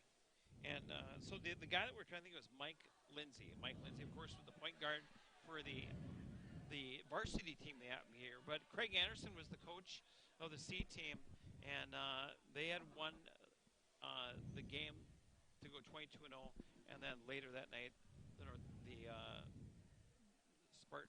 the Tigers varsity won, and of course they went on to have a great playoff run down to the Kohl Center, where they lost in the semifinals to the would-be champion. In fact, in that semifinal game when we were down there, you knew that whoever won that game was going to win.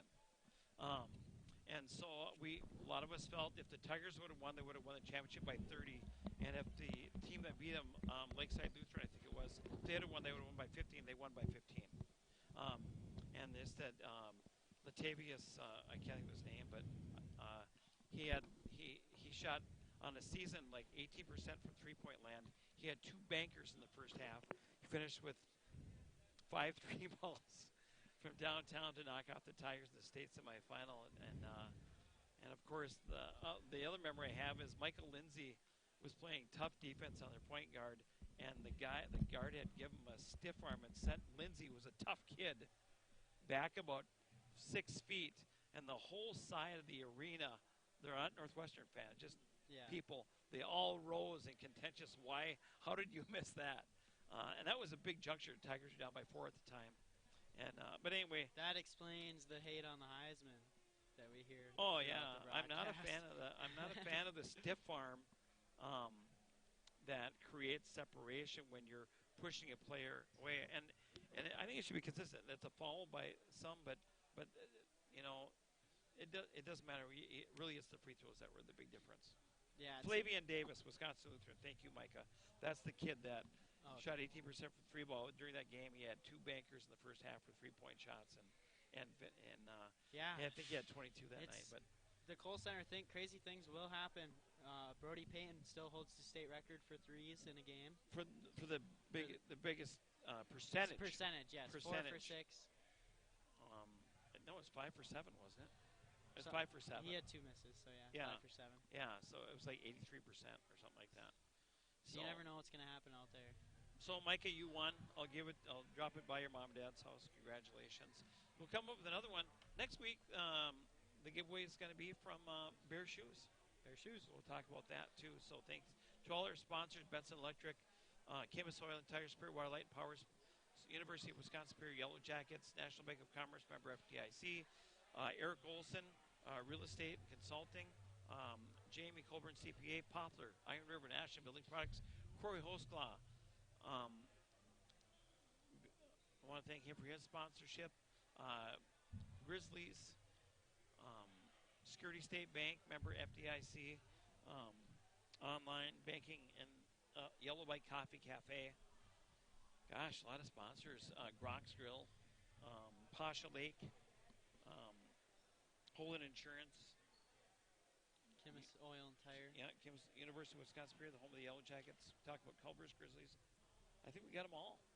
And, oh my gosh, Downs Lesage Funeral Home, thank you so much for your sponsorship on the iFan Sports Network. Well, there's your final 80-74. But, boy, hats off. Long drive, then a long wait before the game. I thought the coach for the Panthers did a nice job, Dustin Hayes, keeping his players poised tonight. And so congratulations to them. So, yeah, what a game. Yep. What a game. Great game by the St. Croix Central Panthers. Every player looked poised out there, ready to play, even after the long drive that they had. Cullen!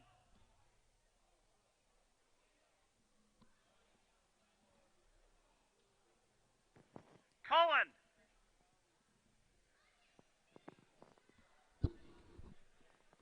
Jeffrey, go get number 5 for me. We're going to have an interview with the new Magilius Gem player of the game. Yeah, see you, Brian.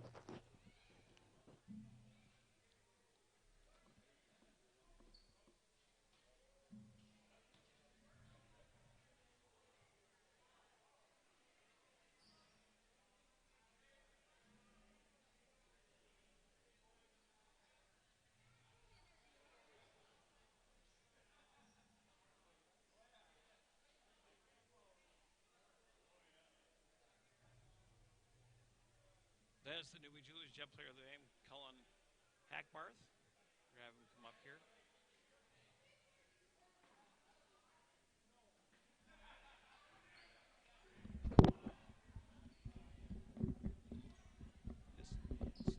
That's good enough, Cullen, right there.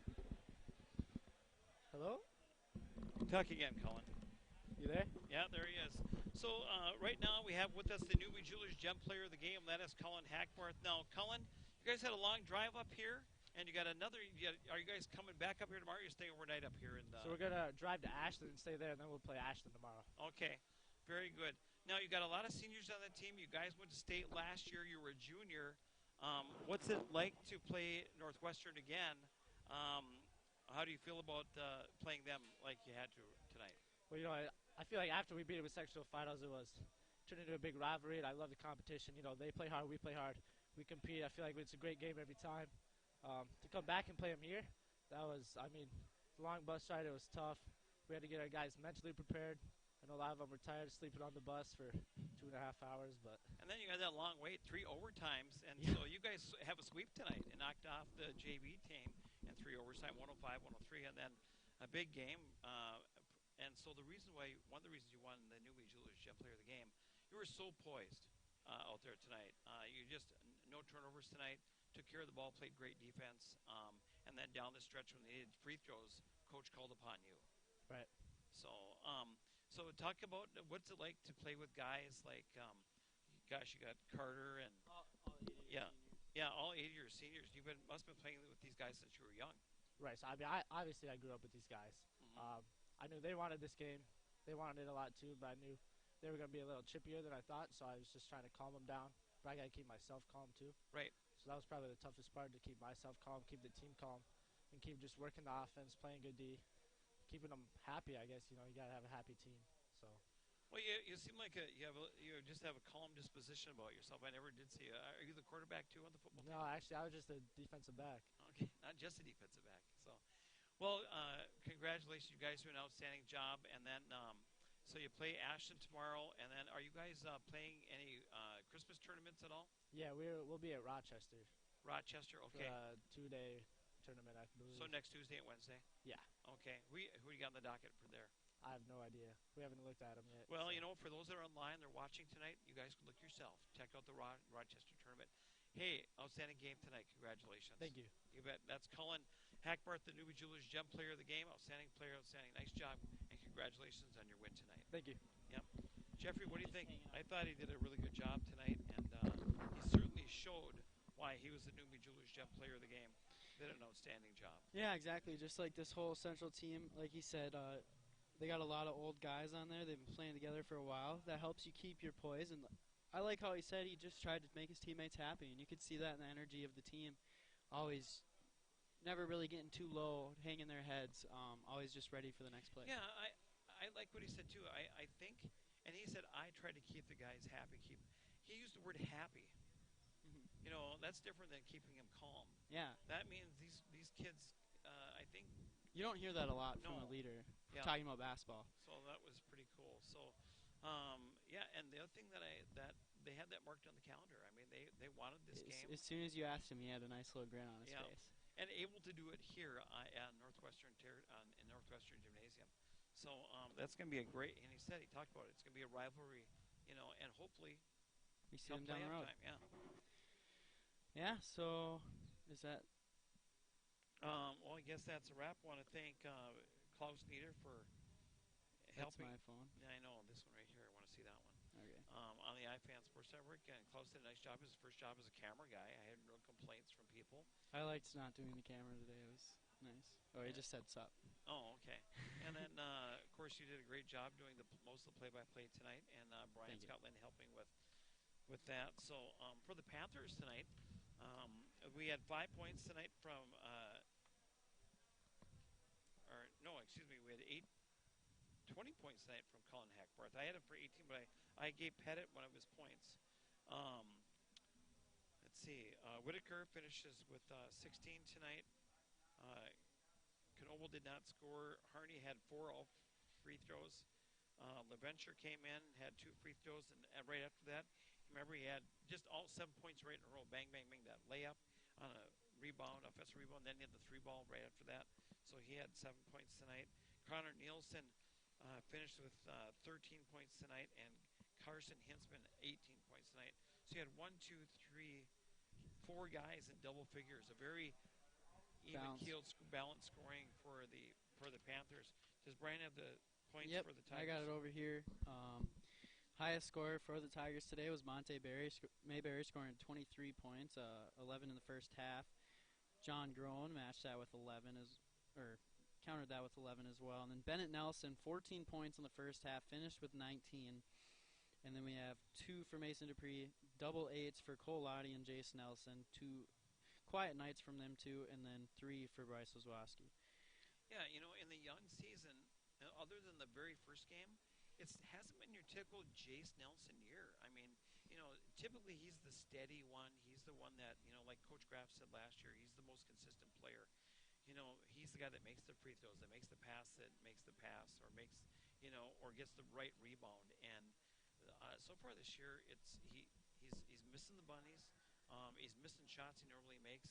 It's just not Jace Nelson. So you get Jace on track, Letty's on track, and it's a different game. I mean, for the Tigers, they're a very good free throw shooting team. For them to miss that many free throws tonight is something else. Yeah, that's definitely the story of the game, and you and I both know Coach Graff will be putting them on the free throw line at the next few practices, because that's a main part of basketball, and you need to excel at that to win these games, especially these close ones like today. Yeah. Well, Jeffrey, thanks so much. This has been a presentation of the iFan Sports Network. Have a good night and be kind.